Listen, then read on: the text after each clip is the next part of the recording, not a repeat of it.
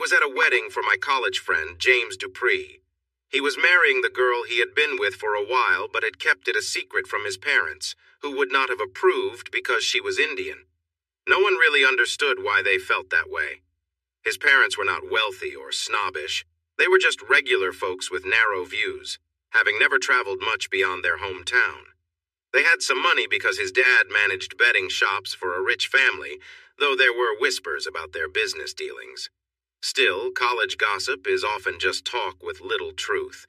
James was a good friend to me. For a year, he pretended to live with me. Actually, he had a room in my house, but he was rarely there unless his parents visited. Most of the time, he spent at Patricia's place, his girlfriend. Patricia was a charming Indian girl from Manchester with a lovely accent. At first, it was surprising to hear a Mancunian accent from someone wearing a sari, but once you got used to it, she was delightful. She was proud of her background and very friendly. Everyone had a bit of a crush on her at some point, but she was only interested in James. So they were getting married in a big celebration in Manchester, and I was invited.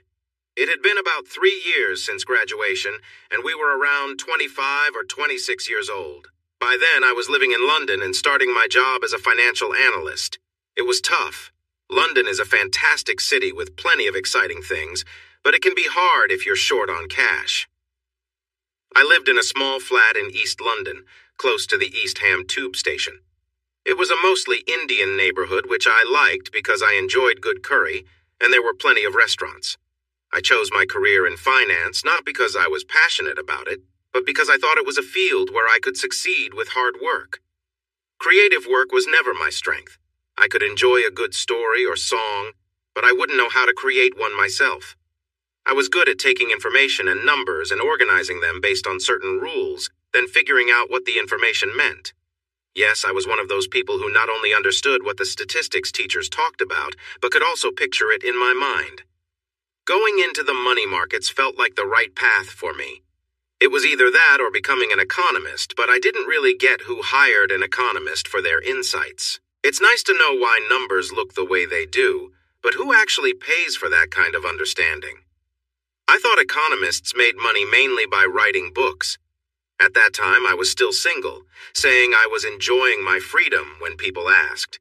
I tried to hide the fact that I just couldn't seem to keep a relationship going. It wasn't like I was unattractive or messy or anything like that. I just struggled with the relationship part.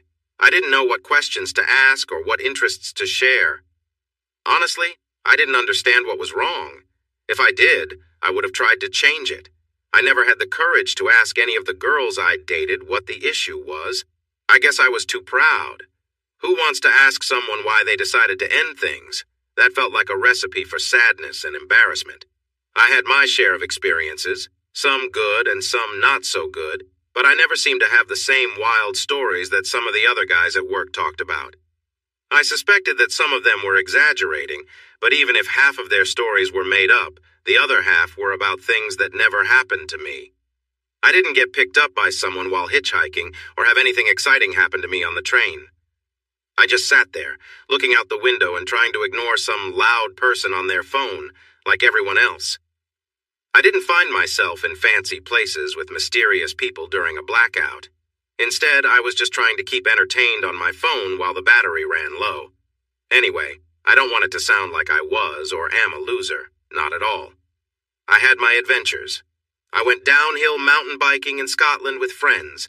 I rode a motorbike on a trip through France with others. I even made some extra money selling photos and videos to stock sites, pictures of everyday scenes. A woman on a laptop, a guy cooking, the white cliffs of Dover. The kinds of images that websites often need. Although they don't make a lot individually, if you gather enough of them, you'd be surprised at how much money you can earn each month with little investment. A decent camera and some time to set things up are all you really need. You'd have to be very skilled to do this well nowadays, and I'm not that skilled. I do this mainly for extra money, not because I'm an expert with a camera. It helps cover my car payments when things go well. So, yes, I have friends, I go out, and I have my hobbies. I just haven't had much success with dating, so I've been spending a lot more time at work to get ahead of everyone else. When people ask too many questions, I would say, I don't have time for a serious relationship right now. I need to focus on my career first, and then I can think about a relationship when I have time. It was a bit of a show-off answer, and I doubt many believed it, but it helped me avoid looking lonely, and I could steer the conversation elsewhere. There I was, Richard Livingston, 26, sitting at the bar at a wedding, feeling uncomfortable in my fitting shirt, and wishing they wouldn't water down the drinks so much.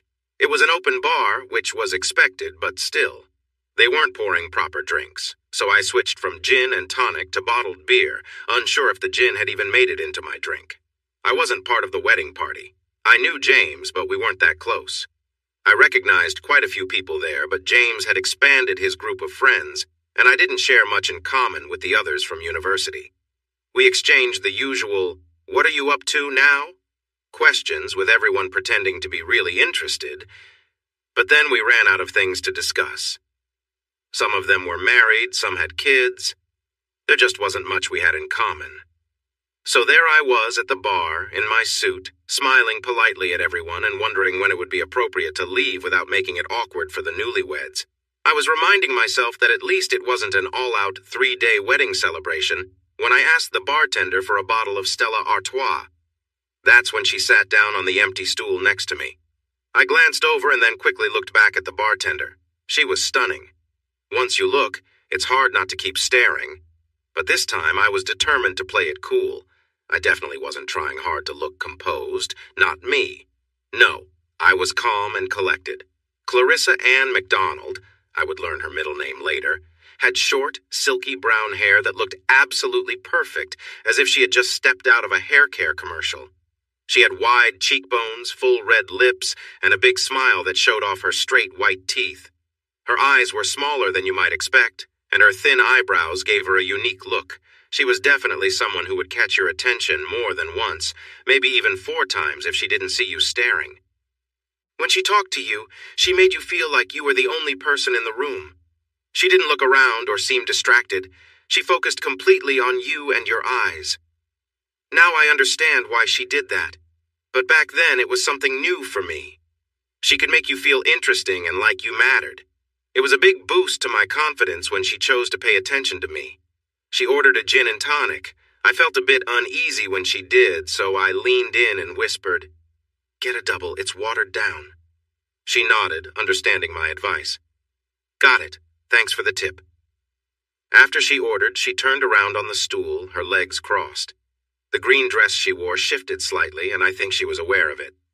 "Hi," she said, extending her hand. "I'm Clarissa. But if we become friends, you can call me Risa. Most people do. Clarissa feels too fancy, don't you think?" That was tricky to answer. Agreeing with her could sound rude, but disagreeing wasn't a good idea either, so I played it safe. "I'm sure your parents liked it." I tried to be clever. "Oh, very good," she smiled back. "You're quick on your feet. I like that." I quickly figured out that Clarissa enjoyed playing conversational games and seeing how people reacted. This led to some lively conversations later on, where I had to remind her that our friends weren't tests for her ideas, especially not me. I thought I was good at understanding her games and could see through them, but I eventually learned she was much better than I had realized, showing me only what she wanted me to see. But I'm getting ahead of myself. Let me tell the story my way. To make it shorter, we talked for a while. She shared that she was a distant cousin of someone named James. She didn't have much family left and thought it was important to be there for family gatherings.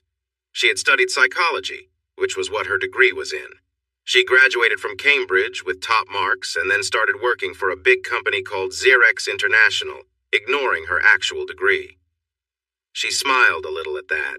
Now, at 29, she was 3 years older than I was, and her job title was troubleshooter, whatever that meant. She described it like this: part business analyst, part personal advisor, and part tough negotiator. The company owned many other businesses in different countries. In Spain, they built homes and insured cars. In France, they made tractors and installed lifts in tall buildings. In Switzerland, they worked on water cleaning systems and air conditioning for companies. In England, they published books and imported coffee. In China, they ran a telecom company and owned casinos. In Australia, they made luxury yachts and provided farm equipment. It was all very diverse, and she just shrugged and said, "That's how the wealthy like to do business." Her team was responsible for looking at companies that weren't meeting the expectations set by their owners. They would dive deep to analyze how the business worked, who was doing what, and who they were working with. They didn't focus much on the products themselves. As Risa said, "I wouldn't know one coffee bean from another. I drink tea," which turned out to be untrue, but I didn't find out for a long time. Instead, they looked closely at the business's processes. They figured out how everything connected and worked together. Then they evaluated the people involved to see if they were the right fit for their jobs. After analyzing everything, they'd reorganize the team to ensure that the right people were doing the right tasks. It was pure business analysis focused on how to improve processes rather than the products themselves. She shared with me that the companies they worked with typically saw a 15 to 30% increase in income within a year after they made changes, which she called optimizing.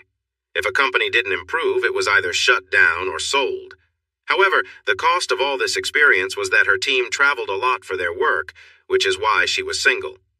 She looked into my eyes and said, "Career first, relationships later." I couldn't help but chuckle at this. I had used almost the same excuse for being single, but with her, it was probably true. "What's so funny?" she asked, a bit worried about my reaction. "Just think about it. You could have anyone here," I replied, speaking honestly. "Career first?" I added with air quotes. I know what that really means. People tell me that all the time. "What does it mean to you?" she asked, setting her drink down and looking at me directly. "It means it's hard to keep a relationship going with all the traveling, just like I seem to struggle with it." I was pretty sure that wasn't entirely right. With her looks, I thought others would easily be drawn to her. She just had to show up. This wasn't how I normally reacted, but this wasn't your usual conversation either. Attractive women don't usually approach me and stick around, so I thought maybe this was a trick by James or someone else. So why not just be honest? "So why do you think you can't keep it together, Richard?" She picked up her drink again, playing with the straw. It was one of her little habits I was getting to notice. She always did this when she asked something she didn't know the answer to. I shrugged. "I don't know. Maybe I just don't say or do the right things. You might have to ask the women I've let down to find out."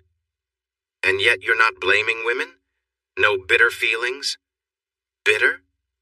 "You know, the idea that if I can't get a date, all women must be against me, so I'll dislike them in return." "Oh no." I laughed, genuinely amused by that idea. "Women are usually quite discerning, well, most of them. I just think I haven't met the right person yet. Just bad timing, maybe. Perhaps I'm just looking for a connection that fits." I felt a bit uneasy saying that. It could be taken in many wrong ways. "Bad timing, I like that," she said, and flashed a bright smile that caught me off guard. "Okay, Richard Livingston, give me your phone," she said firmly. I raised an eyebrow at her and she pretended to glare and held out her hand. I smiled a little sarcastically, pulled out my phone, unlocked it, and handed it to her. "Great," she said softly, then took several pictures of herself until she was satisfied with one. She saved her contact information and gave my phone back. "I'll be in town until Sunday week. Call me so we can have dinner. Let's see if you really are hard to date or just need a few tips. I love a challenge." At the time, I had no idea how true that was, and that's how I met Clarissa McDonald. To keep it short, we really clicked. The dinner at the Hawksmoor Steakhouse in London went better than I imagined, and we had another date the very next day at a unique place that served sushi and hot broth. Each person sat at a table with a hot broth and picked food from a moving belt to cook in that broth. It was similar to a sushi restaurant where small dishes go around, but this time it was all raw food that we cooked ourselves. It was clever and fun. We enjoyed feeding each other with chopsticks, and she was very good at it. She had spent 2 months in Shanghai for a project at work. After she returned home for 2 weeks, she called me, and we went out again. We went on many dates, but as time passed, some of them became less exciting. You can't have unique and costly dates every time, so some nights were just pub quizzes or takeout at home. I visited her place and she visited mine. Hers was much nicer, on the 8th floor of a nice building near Tower Bridge. It must have been very expensive, but she had affordable rent because her company owned the building. She never complained about the half-hour journey to my place on the train, and we tried to share our time equally between our homes. We also planned weekend trips.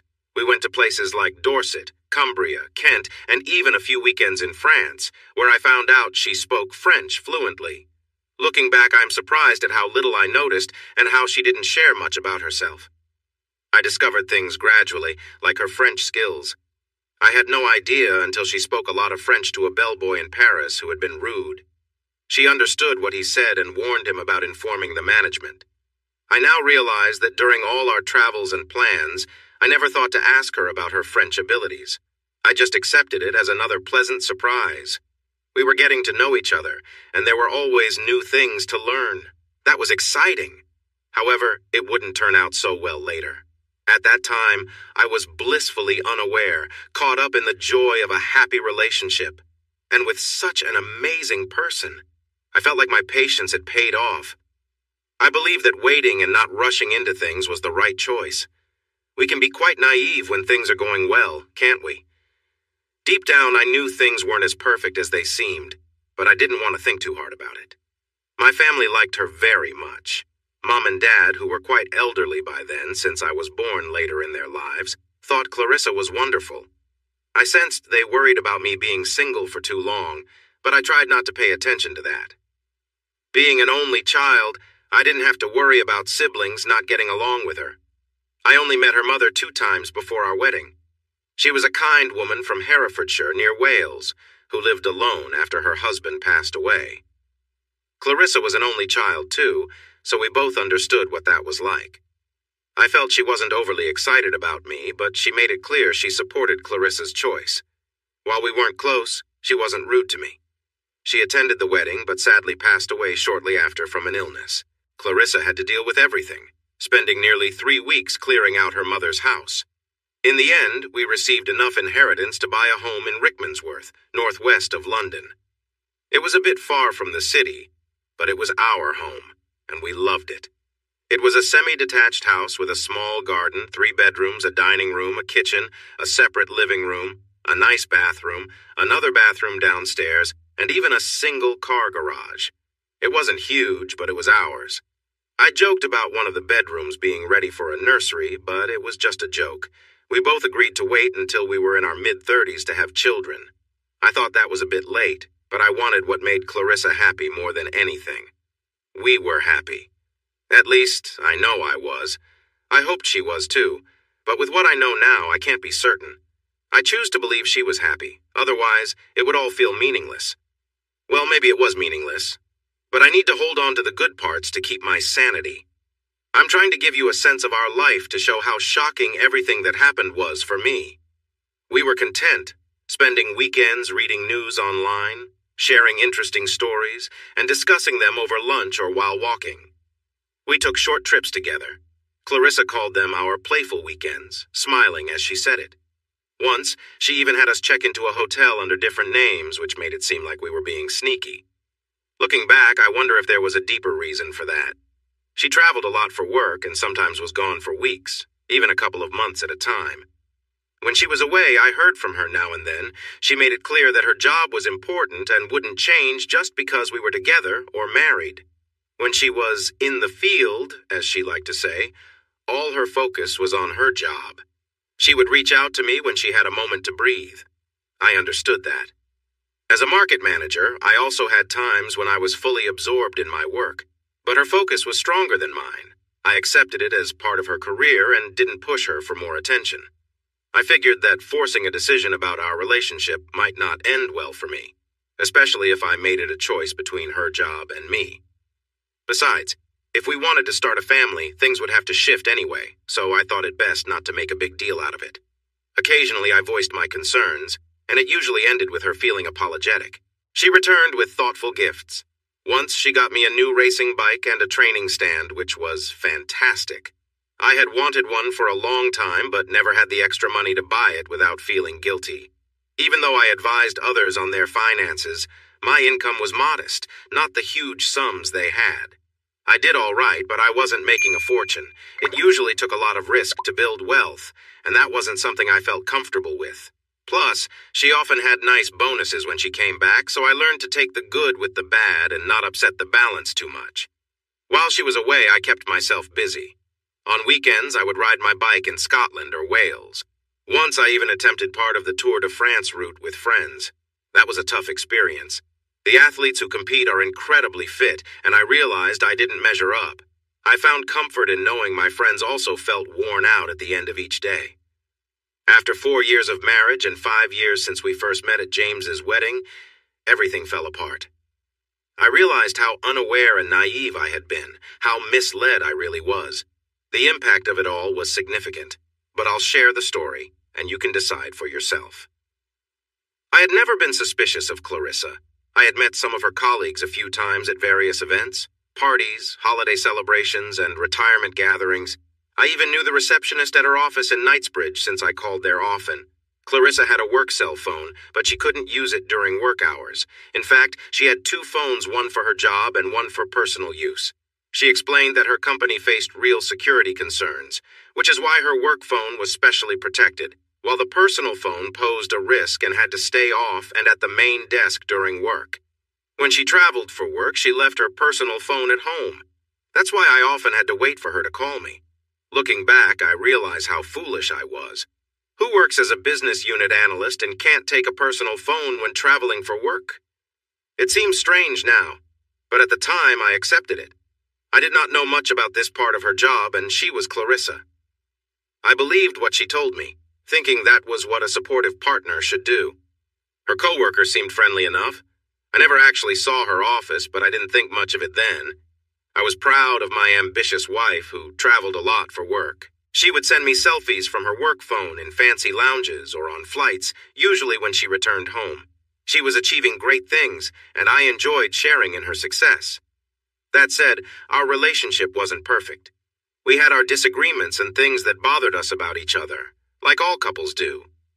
I complained about her frequent traveling, and she often kept plans to herself. I would find out about her schedule on the day of an event, leading to conflicts, especially when I had already made other plans. One time I had enough and went skiing while she was packing for a trip the next day. She was upset and left too without saying a word. I didn't hear from her for 10 days. My pride kept me from reaching out, and she didn't contact me either. She would get upset with me for not doing the dishes.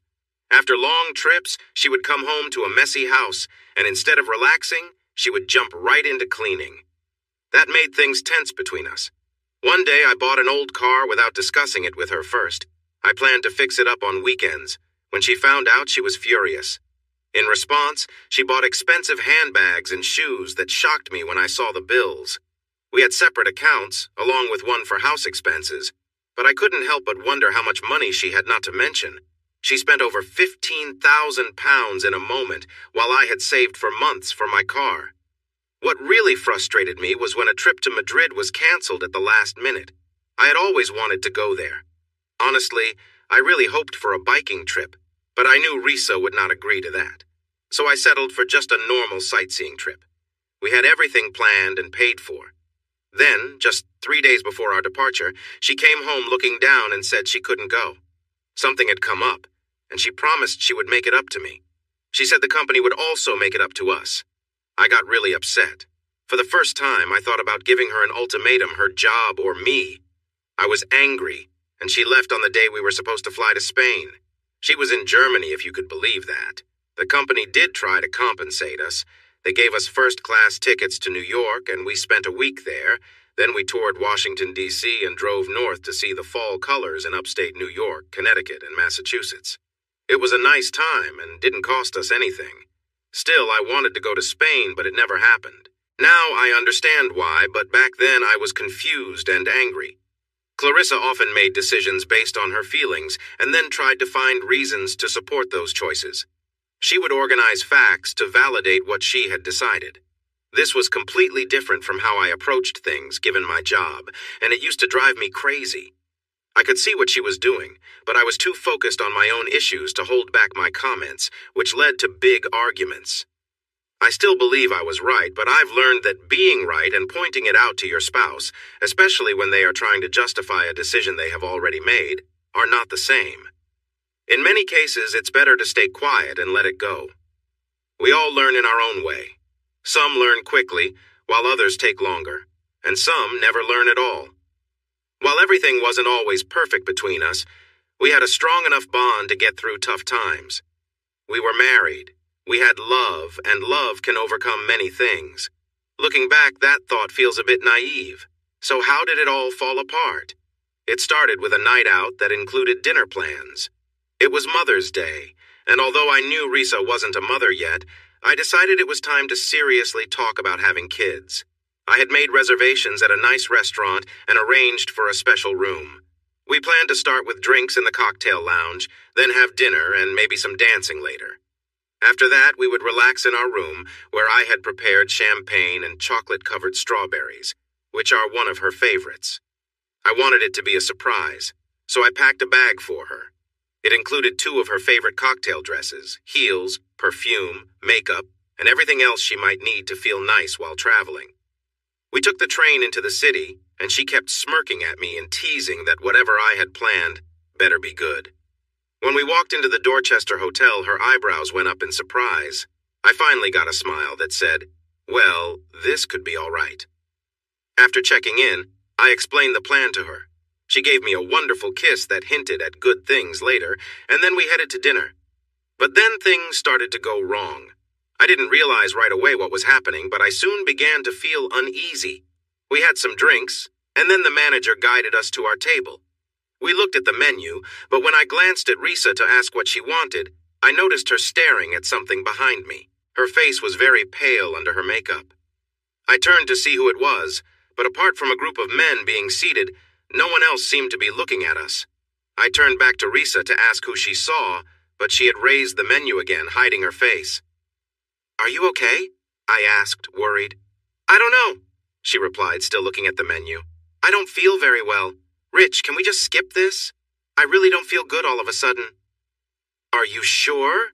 I asked, confused because this wasn't like her at all. Usually nothing stopped her from enjoying a nice meal. "We just got here and you were fine a minute ago." I could feel my plans slipping away. "Can we sit for a minute? Maybe get you some water and see if that helps?" "No," she said quickly, lowering the menu for a moment to glance behind me. Then she leaned in closer. "I really want to leave right now. Please, Rich, just for me." "All right, but I need to settle the bill." I started, but she nodded and was already standing up, turning away from the table and heading not toward the main entrance. I felt like a fool, half standing there as I watched my wife walk away. Clearly something was wrong. She had seen someone she didn't want to see and was leaving without waiting for me. I waved for the waiter, and after a moment he came over. I told the waiter that my wife was unwell and I needed to pay for the drinks. He kindly offered to bring me the bill so I could charge it to our room. As he walked away, I looked around the room, trying to see who my wife might not want to meet. While I was looking, someone tapped my shoulder. I turned to see another waiter, this one holding a bottle of wine. "Sir, this is from the table over there," he said, pointing to a group of men who had just arrived. "They sent their thanks for Miss Davies. It's a nice Merlot, their favorite. They hope to see her on Wednesday." I glanced over at the men. They were mostly looking at me, raising their glasses with smiles, a friendly gesture. They had sun-kissed skin, and if I didn't know better, I might have thought they were from the Middle East. I kindly explained to the wine waiter, "I believe there's been a mistake. My wife is not Miss Davies. She's Mrs. Livingston. Please return the wine and let them know I appreciate it."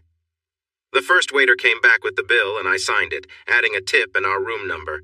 The wine waiter hesitated and said, "Are you sure? This bottle costs nearly £500. I'd take it if I were you, even if it is a mistake." I shook my head. "That's still a lot of money. I can't accept it because of an error." The wine waiter chuckled. "I doubt they'll mind.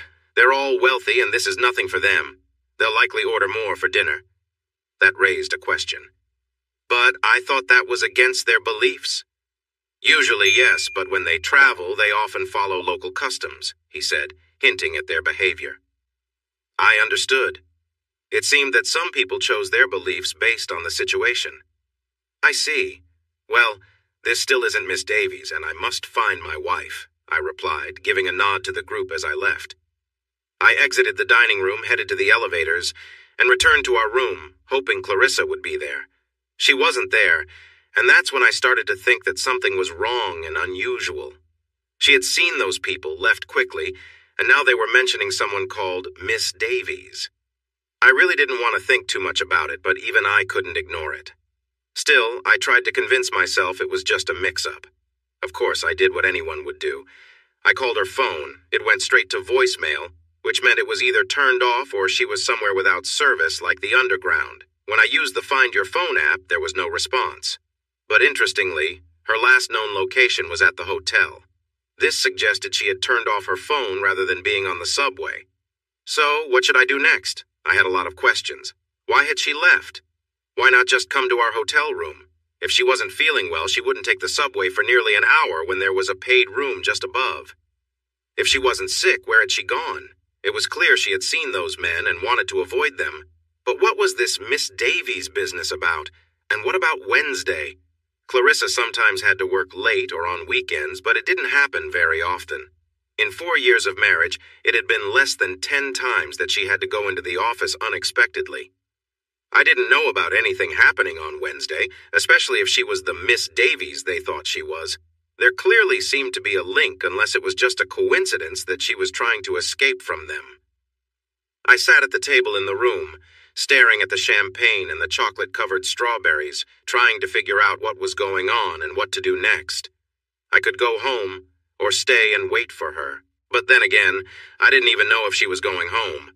I assumed her phone being off meant she was on the subway. Where else could she go in a cocktail dress on short notice? I must have sat there for almost 3 hours, mindlessly refreshing the Find Your Phone app and thinking of all kinds of explanations for her strange behavior. Then suddenly her phone location changed. She was home, and I realized then that she had turned her phone off. I would have seen it earlier when she was coming home from the tube station. She must have done it on purpose to avoid talking to me.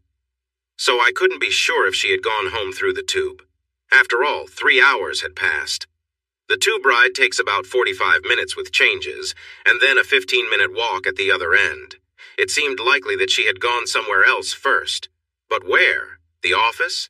That was nearby, but why would she go there? Why would she hurry to the office on a Sunday in a fancy dress when no one would be there? What on earth was going on? It was time to find out. I called her, and she picked up. "So, home then?" I asked directly. "Yes, I'm sorry. I needed some fresh air. I had to sit outside for a while to clear my head," she replied. That explained the 3 hours. Or did it? "You sat in a park in a fancy dress for 2 hours, and then what? Took the tube home?" I asked, not hiding my disbelief. "I know it sounds odd when you say it like that," she said. "But yes, I felt uneasy and just had to get out. The thing is, I knew what you were going to ask. You were going to talk about having a baby, weren't you?" Now I wasn't expecting this at all. I thought I was being careful and slowly introducing the topic. Clearly, I was easier to read than I realized. This caught me off guard. She was sounding defensive, and I had to respond. "That might have come up," I replied carefully. "The weekend wasn't all about that, but it probably would have been part of our conversation." "Right. At some point," she said slowly. "Look, I'm not sure I'm ready for that. I just instinctively knew this was where things were headed. I had a moment of confusion and panicked. Okay? Is that what you want to hear?" I panicked. I didn't know how to react. It's such a big change for our lives, and I wasn't prepared for that talk, so I left to sit in a park and think about what I want. "I'm sorry. I turned my phone off to focus on our future." She wasn't quite complaining, but she sounded upset. The thing is, it did seem possible. It fit with how Clarissa often acted. I could see her doing this, except for all the nonsense about wine and Miss Davies. It hit me that she had no idea about that. She had already left, and her story missed that detail. For the first time, I began to wonder whether all was well in my marriage. Either I was imagining things, or I was being misled in a big way by her. In a way, I might have believed everything if I didn't have some other things going on that made me doubt it. So, what did I do? In my job, when you don't have enough information to reach a conclusion, you gather more data. I needed more information. In this case, it was easy to figure out. Wednesday was important. I decided to follow her to see if she left her office or if she would call me and say she was running late. If she went somewhere those guys were, or if they visited her, that would confirm my concerns. If she didn't or I didn't see them, that wouldn't mean nothing was happening, but I needed to take it step by step. This was a lead I could follow. I sounded a bit like a character from an old American cop show thinking about a lead I could chase. All I needed was an old car with flashy colors and a partner with a big hairstyle, and I could play the part. So I decided not to mention the wine Miss Davies or Wednesday, and just made noises on the phone that sounded like I believed her story. I told her I understood and was just worried about her. I said I would pack up the room and come home. If it turned out I was wrong, that I was just imagining things, then this approach was the smarter choice anyway. Plus, I must have reassured some other people too, because things seemed to happen differently than I expected. She was very sorry about how I had set everything up, spent money, and her reaction messed things up. She promised we would talk about it when she was ready, but suggested that if I came home quickly, she would make it up to me. If she was lying, she was doing a great job. But then, I thought that if she was very good at it, and might not have issues using charm to fix things. If that was true, it would change our relationship for me. So I packed up the room, taking the bottle of sparkling wine and the strawberries, hoping the chocolate wouldn't melt while I rode the train home. When I got there, as promised, I was welcomed by a thoughtful wife who wanted to make me happy. The next few days went by slowly. I had no one to talk to about all this. It felt so strange that I didn't want to share it with anyone. I didn't want anyone to say I was being silly. I felt that enough as it was. Yet deep down, I sensed that something was off. Knew might be too strong a word. Felt was better. I just felt it in my gut. Something didn't feel right, and I needed to figure this out so I could find some balance in my life. I made my plans alone, and I think this helped me get as far as I did. You'll see what I mean soon. The first thing I knew was that I shouldn't take my phone with me. Even though I could track Clarissa's phone, she could track mine too. It wouldn't be wise to show up outside her office. In the end, I bought a cheap flip phone and forwarded my number from my iPhone to the burner phone, so if she called, I would still get the message. That morning, I called in sick using the burner phone. Then I bought some clothes I would usually never wear. I got bike messenger gear, including one of those bags that couriers use, and borrowed one of my mountain bikes. I even bought a kid's set of walkie-talkies, which I attached to a reflective vest. I left early on Wednesday before Clarissa woke up. I took a cab downtown with my bike, which made the driver laugh, and then I dropped my phone off at my office before biking to her workplace. I settled into a coffee shop across the street. In my tight outfit, big helmet, bike bag, and reflective vest with a walkie-talkie, plus my oversized sunglasses, I looked completely different from my usual self. I hoped no one would recognize me, especially Clarissa. While I waited, I received a call from her. She sounded worried because I had left without saying hello or goodbye. I told her I had an early meeting with an investor in Japan, and she said she understood. My heart sank when she mentioned she might have to stay late for a meeting. She asked if I could get some Chinese food later and promised to call when she could. About 20 minutes later, I saw her enter the building. Shortly after, her phone signal disappeared, just like it always did when she started work. I walked in and out of the coffee shop to make it seem like I was busy, but I was mostly just wandering around from one place to another. I needed to keep an eye on the office, waiting for her to leave or for the group of guys to arrive. I didn't see that group of men show up, but I did see her leave around 4 p.m. She wasn't wearing the same clothes she had on when she arrived. Earlier, she had worn a tailored cream blouse, matching jacket, and pencil skirt with heels. Now, she had on a short leather skirt, what looked like tights, high heels, and a colorful coat. Her hair was different, too. She usually wore it in a small bun, but now it was styled differently. She was in a completely new outfit that I had never seen before, and her long earrings caught my attention. This was not at all like what she usually wore. She wasn't alone. A man stood with her in a shiny suit, reminiscent of Styles from a while back. He carried a briefcase and had an impressive head of slightly gray hair. He was tall and had broad shoulders. They were talking as they called a cab and got inside.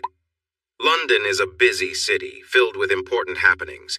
But it's also an old city, made for horses and carts, not for the modern traffic we see now. Even though there are fees to reduce the number of cars in central London, traffic is still heavy. Bicycles are helpful in this situation. That's why many bike messengers work in central London. The city is mostly flat, and cyclists can move around easily, often getting to places faster than cars and taxis, especially when traveling across town. Following them wasn't difficult. They didn't go far, just to a private club in Belgravia, a place I had never heard of. There are many such spots in London that have been there for ages but don't advertise themselves. It looked like something special was happening.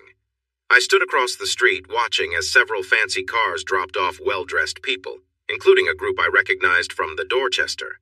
When they arrived, I felt lost. It was clear something was going on, but I didn't have all the details. Clarissa was involved in something that she hadn't shared with me. She had lied convincingly about the situation, probably mixing in some truth to make it believable. She used what she knew about me and our relationship to lead me astray, and she did so with skill and seemingly without regret.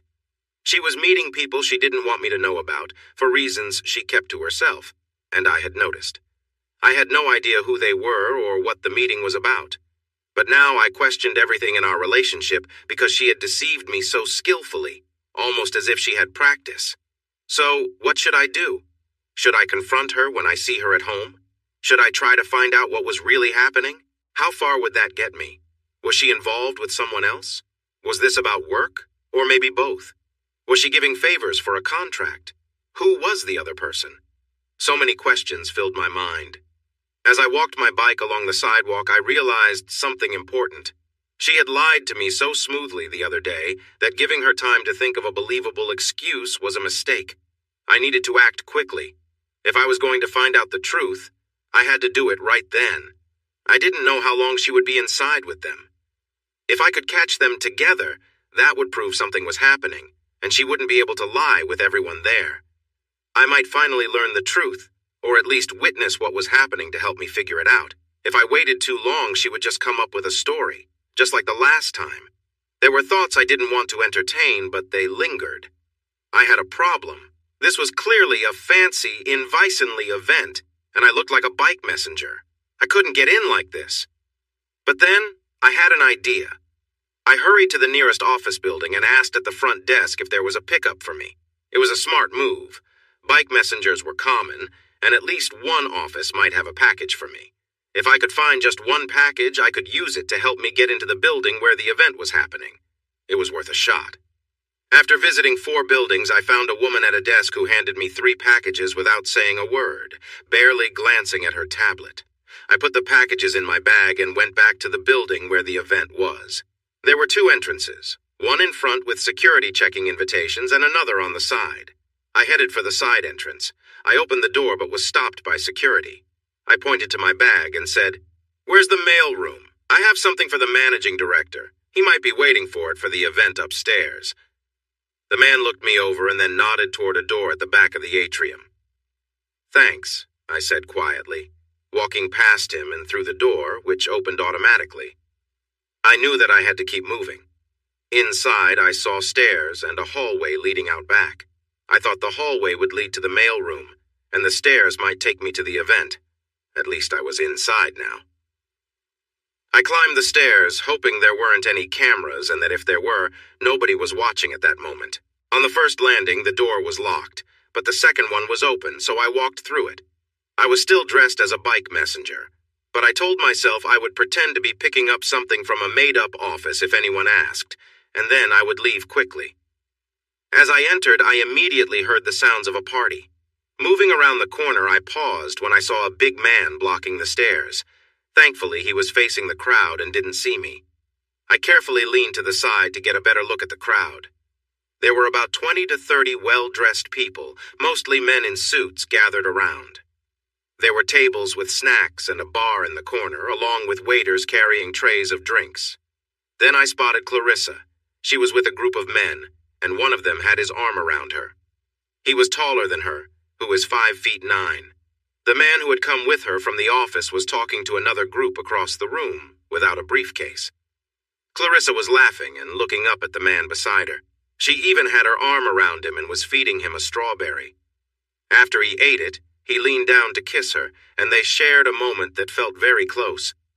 When they stopped, she wiped his chin in a friendly way. Then he placed his hand on her back, and she giggled. At that moment, The frustration I had been feeling for days exploded, and I couldn't hold back any longer. I didn't care about security or what was happening. That was my wife, and I couldn't just stand by.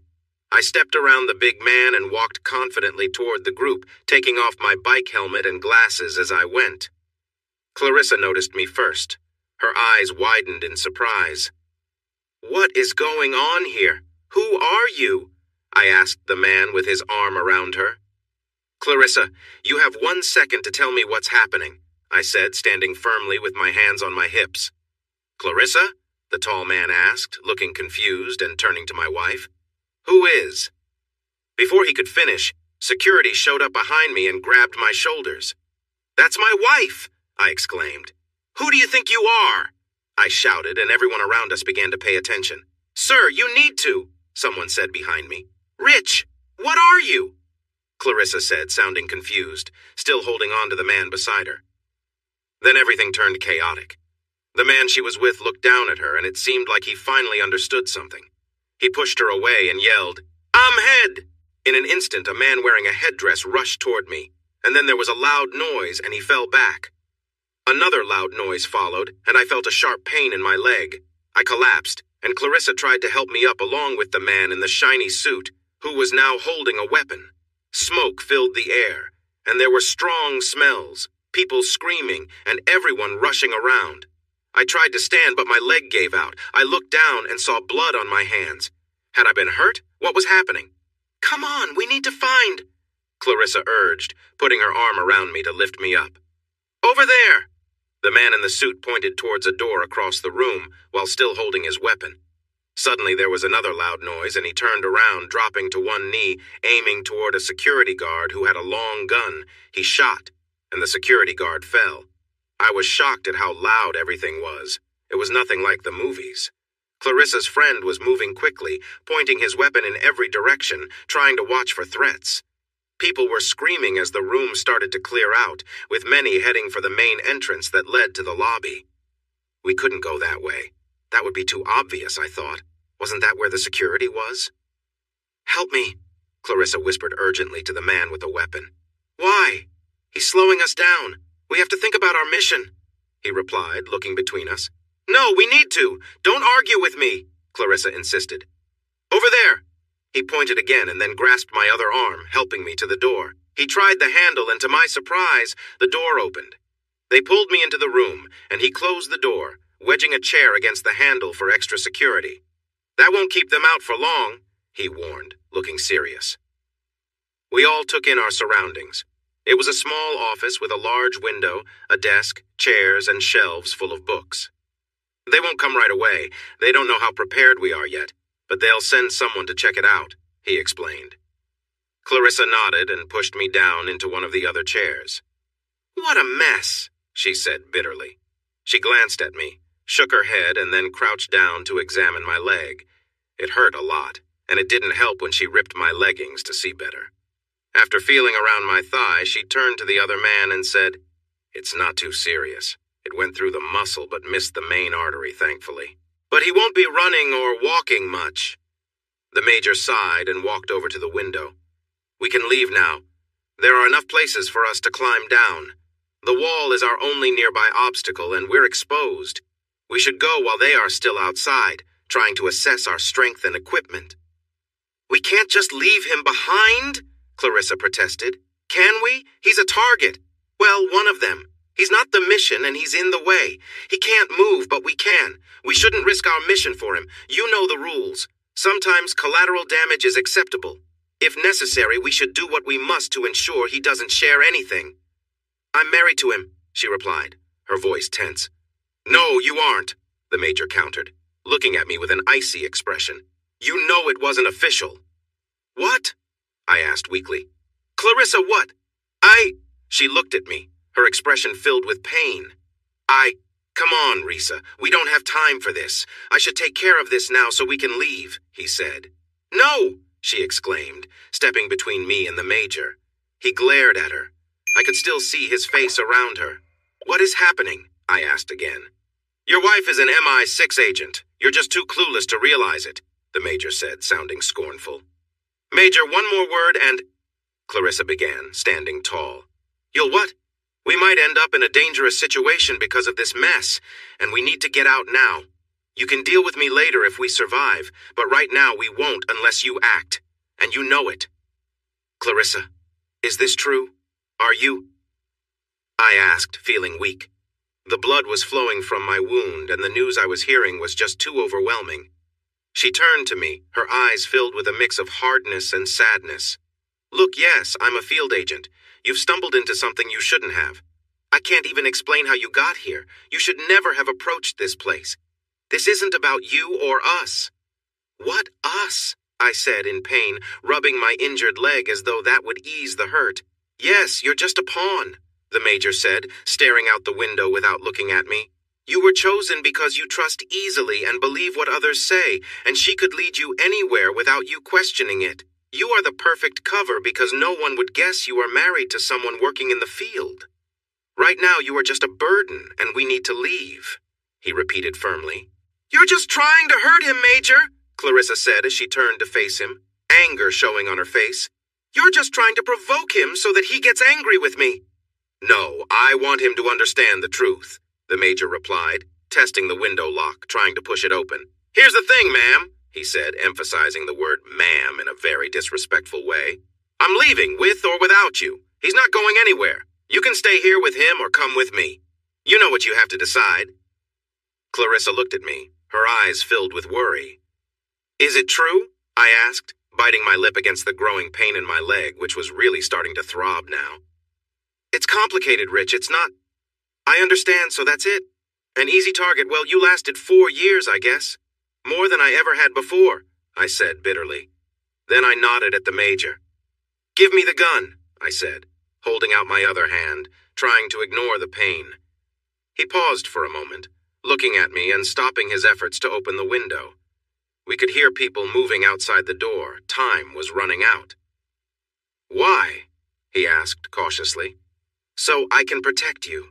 If you go out the window without me, they will catch you before you can get far. Give me the gun so I can help you. You're right, I'm not going anywhere, but you can. Give me the gun, I insisted one more time. Rich, I can't. Clarissa began. Honestly, just this once. Just go do what you need to do. I'm just here as a distraction, and it's clear I don't matter, or you wouldn't have kept secrets from me. The major walked over and handed me the gun, looking into my eyes, weighing whether I would turn it on them.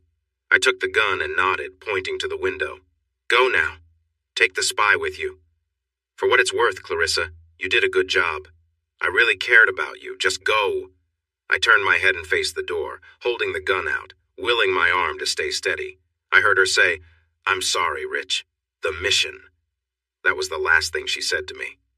I heard the glass break as the major, frustrated with trying to open the window properly, threw something at it.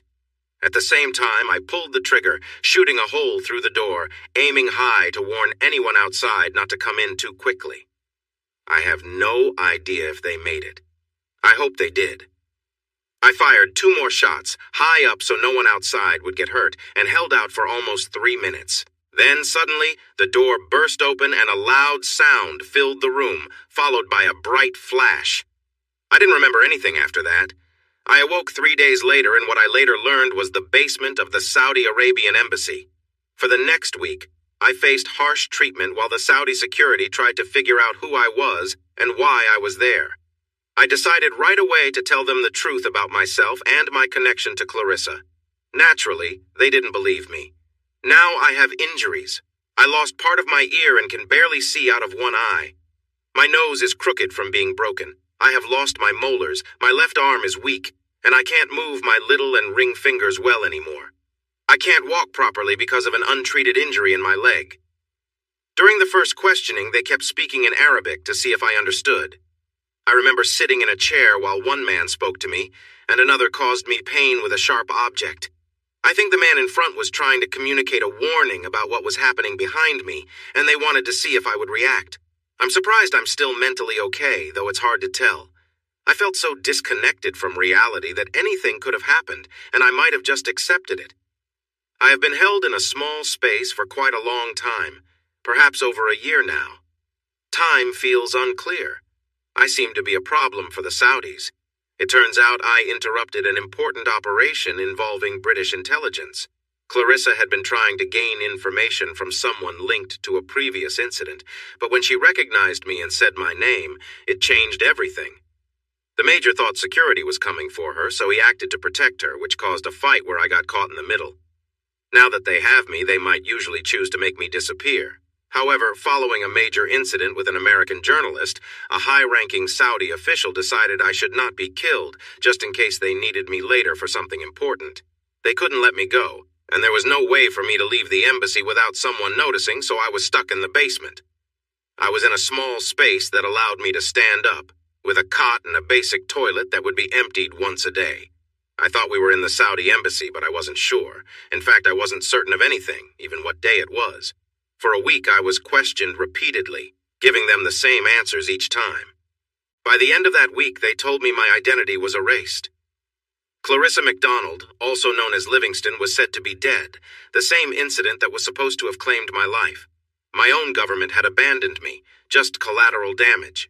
The people holding me didn't know what to do, so I stayed in the basement. Sometimes they would try different methods to break me. One week I was not allowed to sleep. Another week they played loud religious music continuously. They even tried to hypnotize me, but I was so distressed that it didn't work. They couldn't understand why I would want to protect someone who had treated me poorly for years, someone who probably never truly loved me.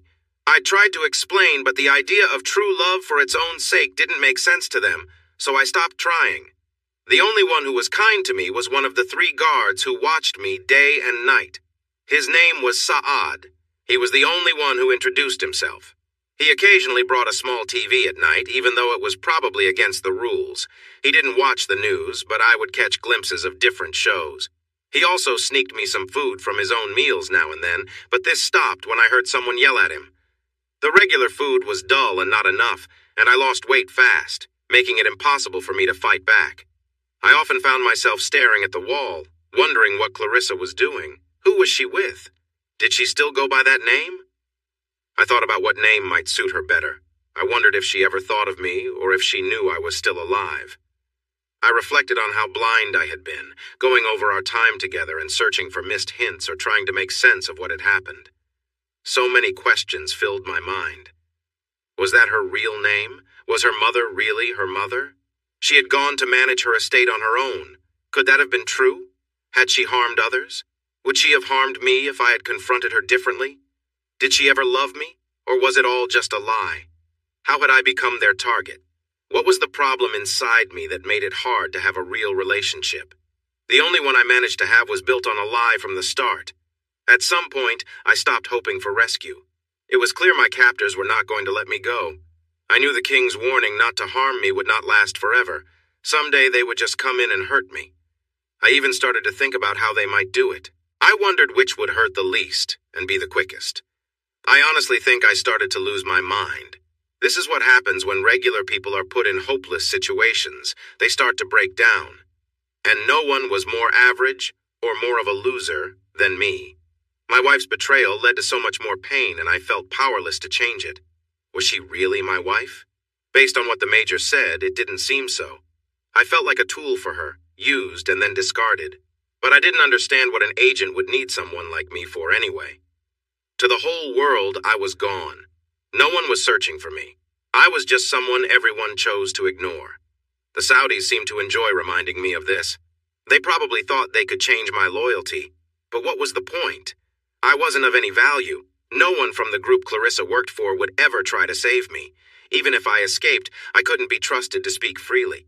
It was puzzling why they insisted on reminding me of how abandoned I was. I guess they were bored and just wanted something to entertain them. I started losing weight, more than I already had.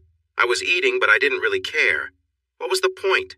They were going to end my life eventually, and I wasn't getting out unless they let me go. So why hold on to hope? That's how things went until one day, everything changed in unexpected ways.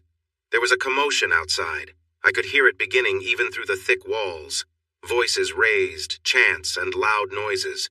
Some shouts and screams filled the air. Saad was on duty then. I saw him keep going to the door, unlocking it, looking out, and then locking it again. He tried to call for help on his radio but got no response. At one point, he looked at me and pulled out a firearm. I didn't know if it was for me or the noise from outside, probably for both.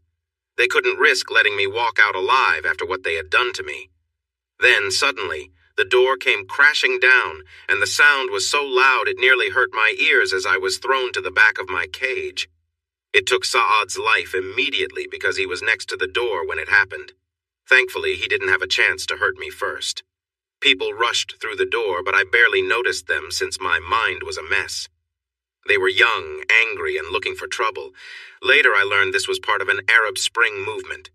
The Saudis had been involved in something terrible, and the local people in London finally decided to take action and stormed the embassy. In the chaos, they found me. The reason they had explosives and were breaking down doors was never explained. In the end, I was rescued by people who wanted to help me, not hurt me. An ambulance was called, and I was carried out by excited young men, all with beards and shouting phrases in Arabic. I was taken to Imperial College, where they helped me with my health issues and tried to fix the damage done to me. They used some tissue from my thigh to create a new ear. While it looked okay, it was more for appearance and never looked completely natural. My fingers were fixed and set correctly this time. They wouldn't move like they used to, but at least I could bend them again. They couldn't do much for my eyesight, but they helped my arm move better again with some therapy. I was questioned almost non-stop by the security services. They never introduced themselves properly, just said they were from the security services. I asked for their names, but nobody provided any. I gathered that people from Special Branch to MI6 wanted to talk to me. They asked about my experiences and who had questioned me while I was held, going on and on about it. At no point was any media allowed near me, nor was I allowed to see them. I didn't even get to watch TV. I felt like a prisoner in the hospital, just as I had in the embassy. A grateful government, I thought to myself. They seemed unsure about what to do with me, and I waited there for almost a month before they decided I was ready to recover. This was their way of saying, "We need our space back, please." Clarissa never came by, not that I thought she would. For all I knew, she was gone. Don't field agents often have short careers? No one would answer my questions about her or anything that happened after that day. When I asked, everyone just stared blankly at me. No one wanted to discuss her or that major character either. The day arrived and I was taken out to a waiting black SUV at the back of the hospital. I was brought to another room in some government office. I entered a room with tall ceilings and wooden walls. In the middle stood a large desk lit by a floor lamp. I was seated in a chair facing the desk where a clearly busy man sat. He wore a nice but slightly wrinkled suit. His collar was open, tie a bit loose, and his hair was graying and thinning. The desk was covered with papers and folders, with no computer or phone in sight. He was carefully going through each folder, reading the documents inside. After a few minutes, he sighed, leaned back, then shifted forward, cracking his back. "What a frustrating waste of time," he said, gesturing at the papers and looking at me. "A difficult task ahead. Still, we must check everything. Can't overlook anything," he continued, as if I understood what he meant. "Well, Mr. Livingston," he said, peering over his glasses as he leaned back and put his hands together, "we have a puzzle to solve regarding you." He considered me for a moment before continuing. "Of course, we can't keep calling you Mr. Livingston. Richard Livingston is gone, as is his wife. Unfortunately, he won't be returning today. For now, you'll be Mr. Smith until we think of something better. John Smith for now. I am Mr. Thurgood. A decent name for the time being. So, Mr. Smith, what should we do with you? You've been through a very difficult experience. There's no denying that. Some might say you brought this on yourself by getting involved in a sensitive operation, one no one asked you to join." I scoffed. "Don't blame me for this. I wouldn't have been there if your operative hadn't picked me as cover in the first place. Don't try to shift the blame. That won't work with me." I had never been so forward before my experience, but after everything it felt different. What was the worst they could do to me, worse than what I had already faced? The man continued to stare at me, and the room fell silent. "Regardless, it's all very unfortunate. We've lost any advantage with the Saudis. After that situation, they are now cautious. We've lost 6 months of intelligence work, and you lost nearly 2 years of your life. We had 2 senior field agents exposed and had to work hard to restore calm. The impact on sales of our equipment to their country is enough to worry the ministers. That's too bad, I replied, not feeling concerned. I'm not very worried about how much effort you put in, I said. I understand your feelings, Mr. Smith. If I were in your place, I might feel the same. I'm just here to inform you about the situation. I don't expect you to care too much. He didn't seem bothered by my response. I'm sure you're upset with us for not helping. To be honest, we thought you were gone. The agents reported loud noises and a window breaking in the room you escaped from. They assumed you might have been hurt or worse. We watched the hotel to see if anyone moved your body but saw nothing. The same with the embassy. It puzzled us that we didn't see anyone taking you away. That said, you now have information that cannot be shared publicly. The Saudis will deny everything, as they are skilled at silencing people. This whole event is a big mess and a political issue for the current leaders. As much as I dislike it, we need to protect our officials. We are good at disrupting other governments, but can't allow the same fate to happen to ours.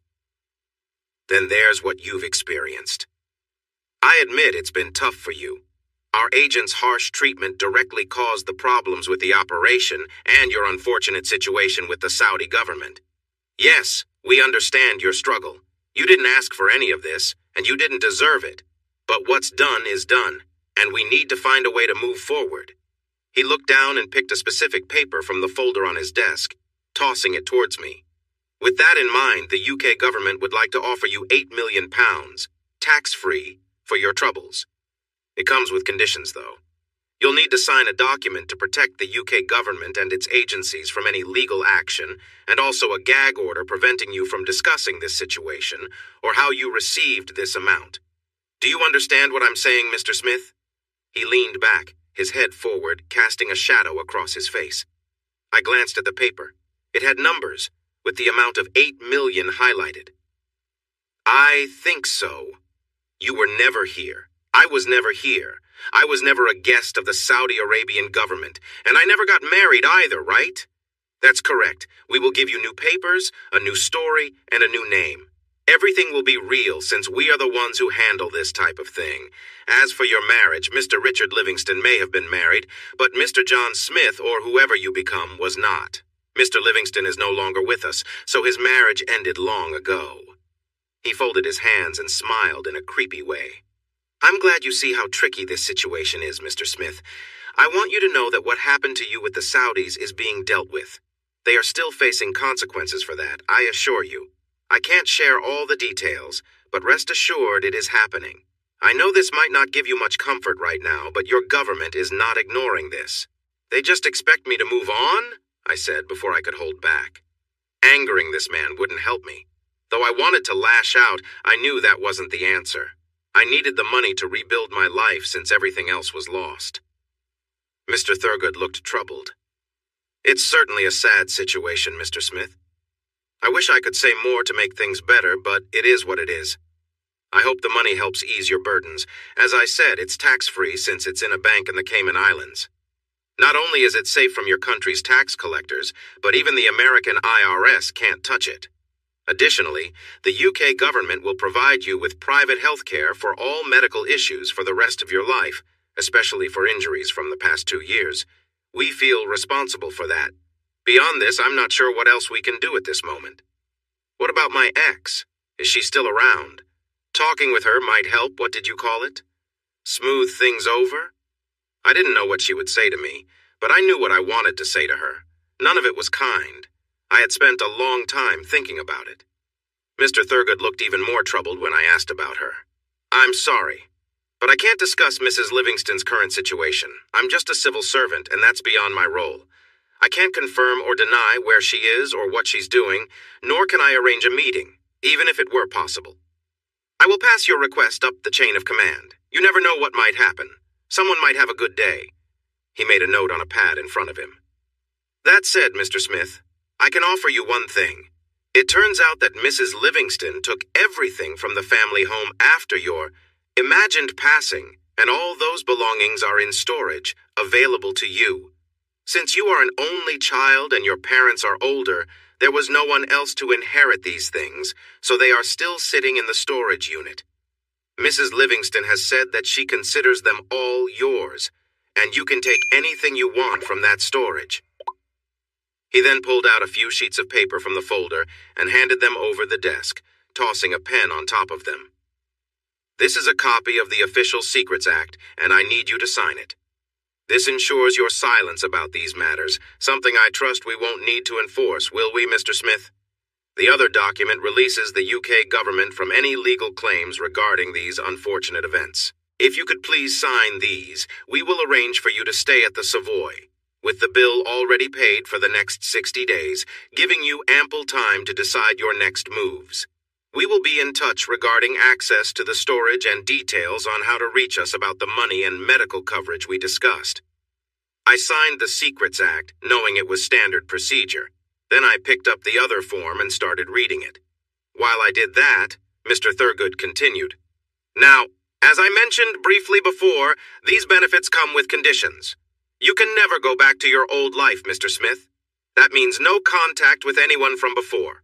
No Facebook chats with old friends, no phone calls to your former job or clients, or even your parents who think you are gone. You will be a new person with a new history. We will be watching you. Do you understand, Mr. Smith? Do not even think about writing books or doing interviews. To be honest, that could be very dangerous for you. And I don't just mean from us. The governments in the Middle East do not take kindly to being embarrassed, and they might take action against you if your name comes up. You need to stay low, enjoy your new resources, and build a new life for yourself. If you keep bringing up the issues from the past 2 years, I think you will face some financial troubles that I'm not sure you can handle. We both understand each other, right, Mr. Smith? When he mentioned these troubles, I had just seen them in the document he wanted me to sign. If I spoke out about what happened to me, they wouldn't just want the money back. They would want even more. By signing this contract, I would be legally responsible for it." I leaned back with Mr. Thurgood looking at me. This was the big question. What did I want now? While I was trapped, I had not really thought about what would happen after I got free, aside from facing Clarissa. By the end, I had almost given up hope. Once I was free, I thought about it a little. But since I had been kept away from the world for so long, I had no idea what my choices were. It seemed clear that I was a problem for both the UK and Saudi governments, but at least the latter didn't keep me trapped like that. Still, I had no true plans for what to do next. And now, here I was, being offered a large sum of money to move on and stay quiet, to be a good person and let others handle the big conversations over drinks. But did I even want to be part of that world again? So far, everything I had seen had been terrible for me. How much more could I take? Would it hurt my spirit or my health? Should I really push for change, even if I felt I had a good reason? It hadn't worked out well for me before. On the flip side, no matter what I decided to do moving forward, having money would make things easier. The truth was, I would never return to my old job as a financial analyst, not with a 2-year gap in my history. Even if the new documents helped, the job market moved fast.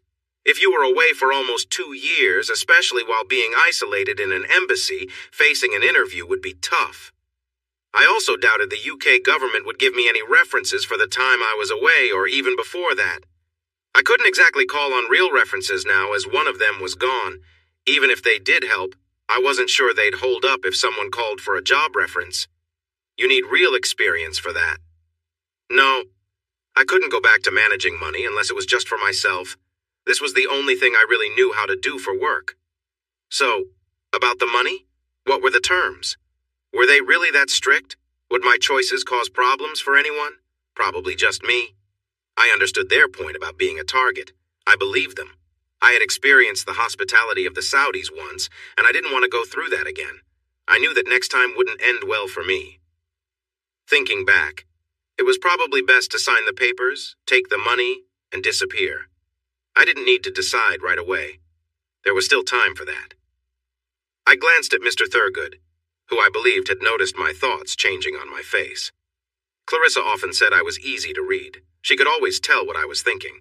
Now I understood where she learned that skill. It seemed clear to me that even someone who didn't know me could see it too. I shrugged in my mind, took the pen, and signed the other document, rules and all. "Excellent decision, Mr. Smith. The right choice. The only choice, if I may say so," he said, leaning forward to take the signed documents. I'll make sure you get a copy of this, along with your new identity soon. He checked my signature, making sure I had used my real name. Great, he said quietly, then looked up at me and added, I think this wraps up our business. When you leave, someone will be there to take you to the Savoy. As I mentioned, we have rooms reserved for you, and we've arranged a selection of clothes and basic toiletries. You will receive access to the money tomorrow, including a credit card and details about the account.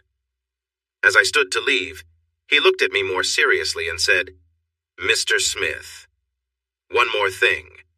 We will be checking in occasionally to ensure that we are all following our agreement. He held up the document. These visits will be random and they may feel intrusive. I apologize for that. We need to be careful, and so do you. The stakes are high for you, so please stick to the terms for everyone's sake. He held my gaze a moment longer to make sure I understood. I nodded, turned, and walked to the door, which opened for me. I didn't look back at Mr. Thurgood. I never saw him again. Part 2. Lucas Faring. 4 years later, I was settled in my new home, doing my best to live my life. I had decided back then to move on, not to look back, and to focus on the opportunities ahead of me. Mainly because of the money, let's be honest. While sitting in the suite at the Savoy, I thought about what I wanted for my next chapter. I had received my new identity. I was now Lucas Faring. I had been born in Hastings, Kent, and I was ready to enjoy life. I finally had access to money, so some of the first things I did were go out to eat, watch a movie, buy some books, and catch up on television shows to reconnect with the world. I thought hard about what I wanted and narrowed it down to a few key points. The first was that I wanted to leave this country. I knew the UK government might keep an eye on me, but I wasn't going to make it easy for them. Plus, I wanted to make it hard for anyone from the Middle East to find me as well. If I was going to move abroad, I needed a few things. First, I wanted to go somewhere where English was widely spoken. I didn't want to stand out because I couldn't communicate easily with locals. It needed to be an international spot so I could travel if needed. Living in the middle of Australia was out of the question. I also wanted a place where I could keep a low profile, have my own home, and receive deliveries from Amazon. This ruled out New Zealand as I needed convenience too. I wanted to be near water. The injury on my leg had mostly healed, but I couldn't ride a bike anymore due to pain. My fingers struggled with the bike's controls, and my vision had changed as well, so biking was not an option for me. I was disappointed but switched to rowing instead. It still caused some discomfort, but it was much easier. I tried running, but that didn't work for me at all. Rowing was the answer.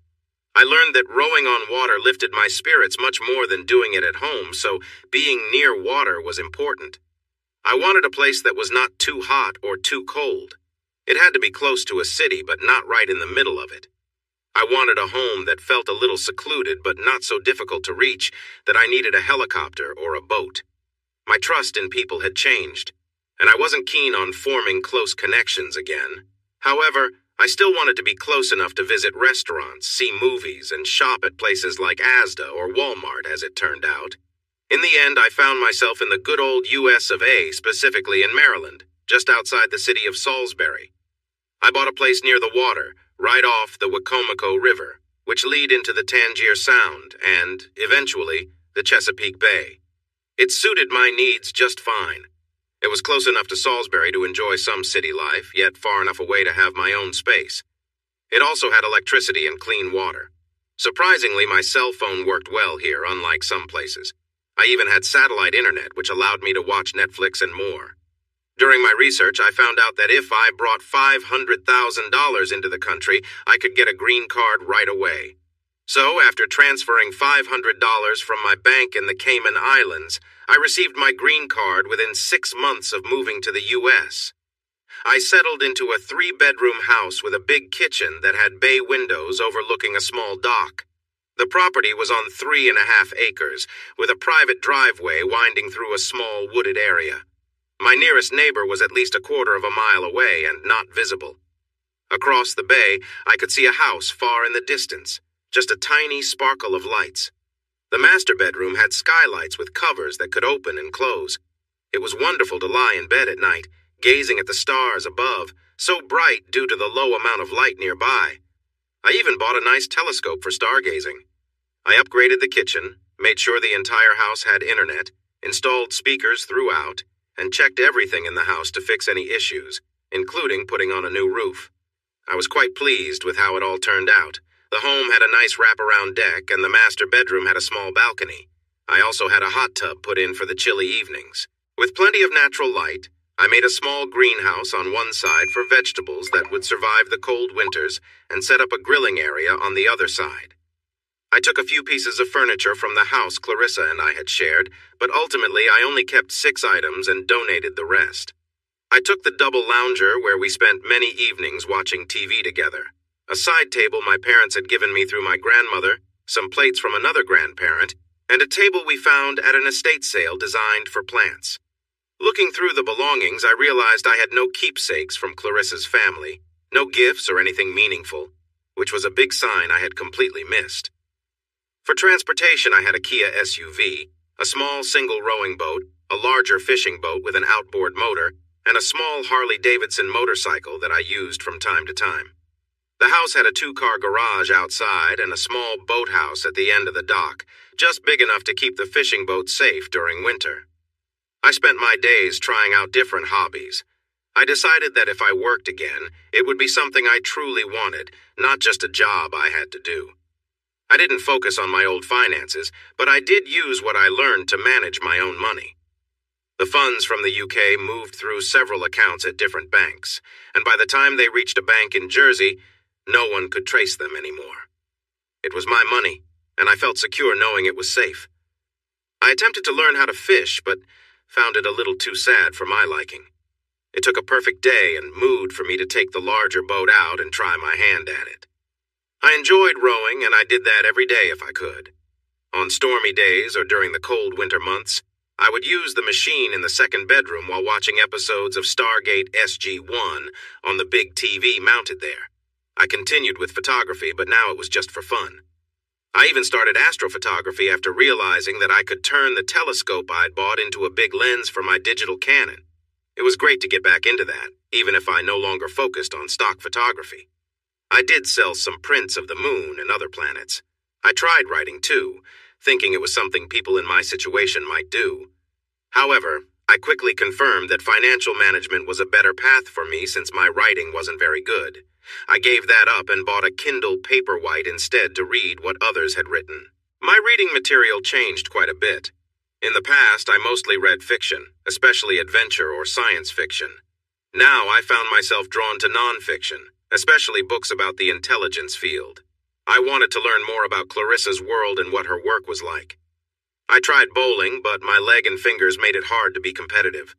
I fared a bit better with shooting. Since I was in the US, I thought I might as well give it a shot. I bought a Glock 9mm and went to the shooting range to see if I could hit anything. I soon realized that, like many things, starting with some good advice and lots of practice made all the difference. In addition to everything else, I traveled around this new country of mine. I visited places I had always wanted to see. I went to New York and watched the Book of Mormon on Broadway. I spent 3 days exploring the Smithsonian in Washington, D.C. I hiked down into the Grand Canyon, and then took a helicopter ride to Las Vegas, where I enjoyed strolling through various casinos. I took an amazing road trip through California, driving from San Diego to San Francisco in a convertible. I enjoyed sweet donuts and shrimp sandwiches in New Orleans. I watched the Cubs play at Wrigley Field and strolled through a grassy area in Dallas. I went on a whale-watching trip in Seattle and rode a part of Route 66 on my motorcycle. I had a good time, even though I was mostly alone. I realized there is a difference between feeling lonely and being by yourself. For the most part, I was okay with being alone. I didn't really need anyone else, and my own doubts and fears made it hard for me to build strong friendships. I did have friends I could hang out with when I went into town, and I even hosted a few BBQs and took some guys fishing. However, I wasn't in a hurry to connect with anyone. I wasn't looking for companionship and avoided situations where that might happen. I considered seeking help, but I didn't know how to explain my feelings. I couldn't share my true story, and I doubted anyone would believe me. Even if they did, I knew the government wouldn't appreciate my revelations, even if speaking up could help me. If I couldn't be truthful with my therapist, then it wouldn't really help me. That much I understood. Instead, I kept to myself and grew my hair long to cover my ear. While the surgery I had was okay and helped me hear better, the ear didn't look quite right. It was a bit shiny, and people could sense something was unusual, but they often couldn't pinpoint it until they realized it was my ear. Covering it up with my hair made things simpler, so I wouldn't have to talk about it. I just lived my life as best as I could, even if sometimes it felt a bit empty. Holidays were particularly tough. Celebrations like the 4th of July or Thanksgiving were usually fine since they weren't days I had special memories tied to. However, holidays like Guy Fawkes Night, Christmas, and New Year's were more difficult. I tried to celebrate New Year's at a bar, hoping to see how the Americans celebrated, but it was loud, and everyone was already in groups. I quickly learned it was easy to feel very alone in a crowded place.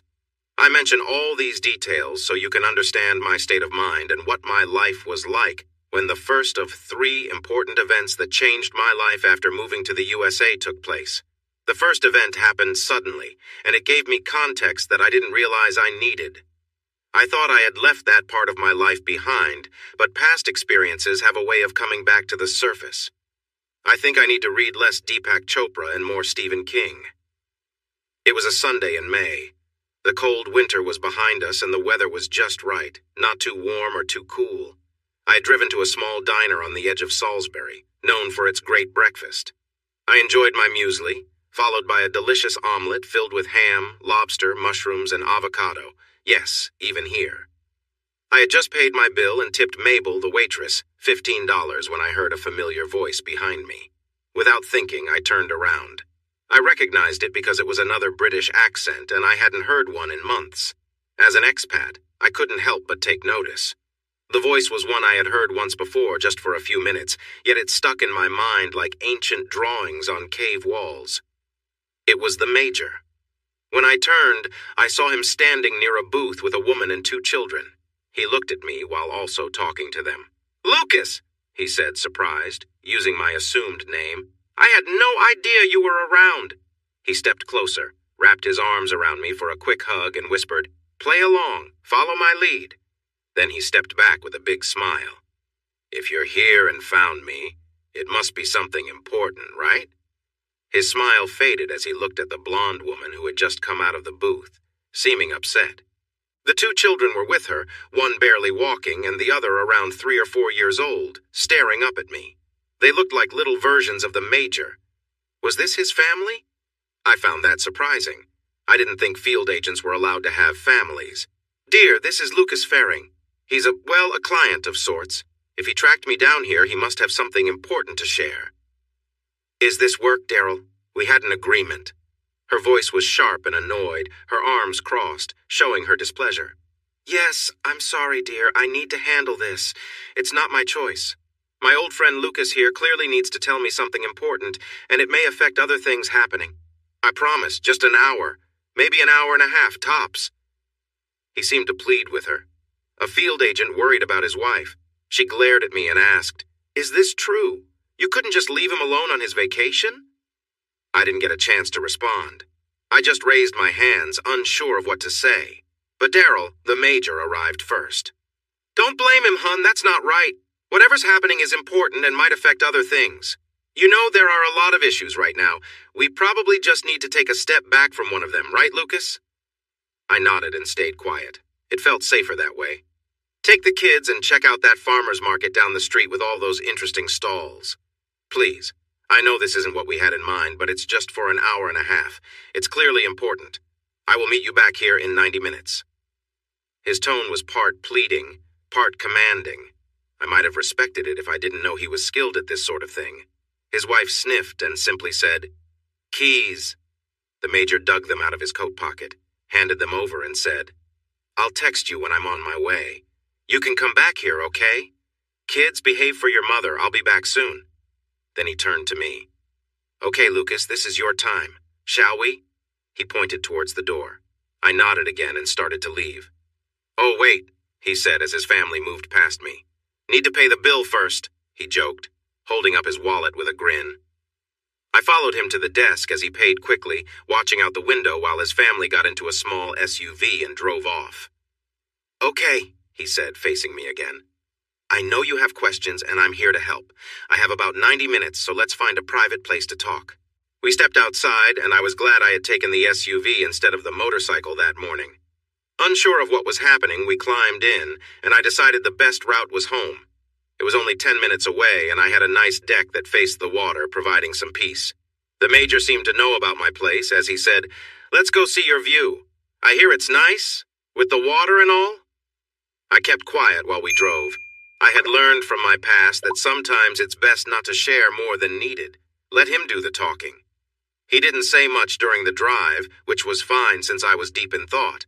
What was he doing here? How did he find me? What did he want? And what was with his family? Were they really his family? Or was it all a cover like I had been for Clarissa? We arrived quickly. I parked and we stepped out. He looked around and said, "Yes, nice place. The pictures I saw don't do it justice." "Pictures?" I asked as I opened the front door. "Of course, you don't think they aren't watching, do you? They need to be sure you're doing well, or if you're living a good life, I don't know." "Probably more of the former than the latter, if I can judge," he said cheerfully, as if it was no big deal. For him, it probably wasn't. "How about we grab a beer?" he suggested, waving to the window. "I'm not driving, and I bet you won't want to after everything I have to share. Let's sit outside and enjoy the morning. I can get a ride back into town later, okay?" I grabbed 2 beers and followed him outside to the 2 chairs by the back sliding door. "Ah," he said, sinking into one of the chairs and taking a long sip. "This is the life. You really got lucky here, Richard. Sorry, Lucas." He shifted a bit and I stayed quiet, waiting for him to speak. He moved in the chair again, seeming a little uneasy. "All right, well, what should I tell you? First of all, I'm no longer in the security services. I left just over 2 years ago. The family situation changed, with the kids and everything. Now I work for myself. I do security consulting, train bodyguards, help protect against corporate spying, and that sort of thing. I keep informed and share information when it comes my way. I still have many contacts, you know how it is.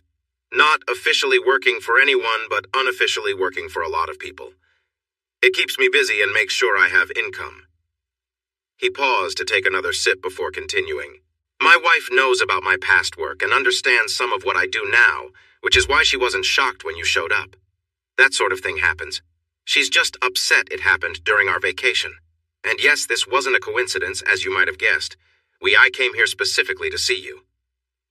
He stopped and looked at me, probably checking my reaction.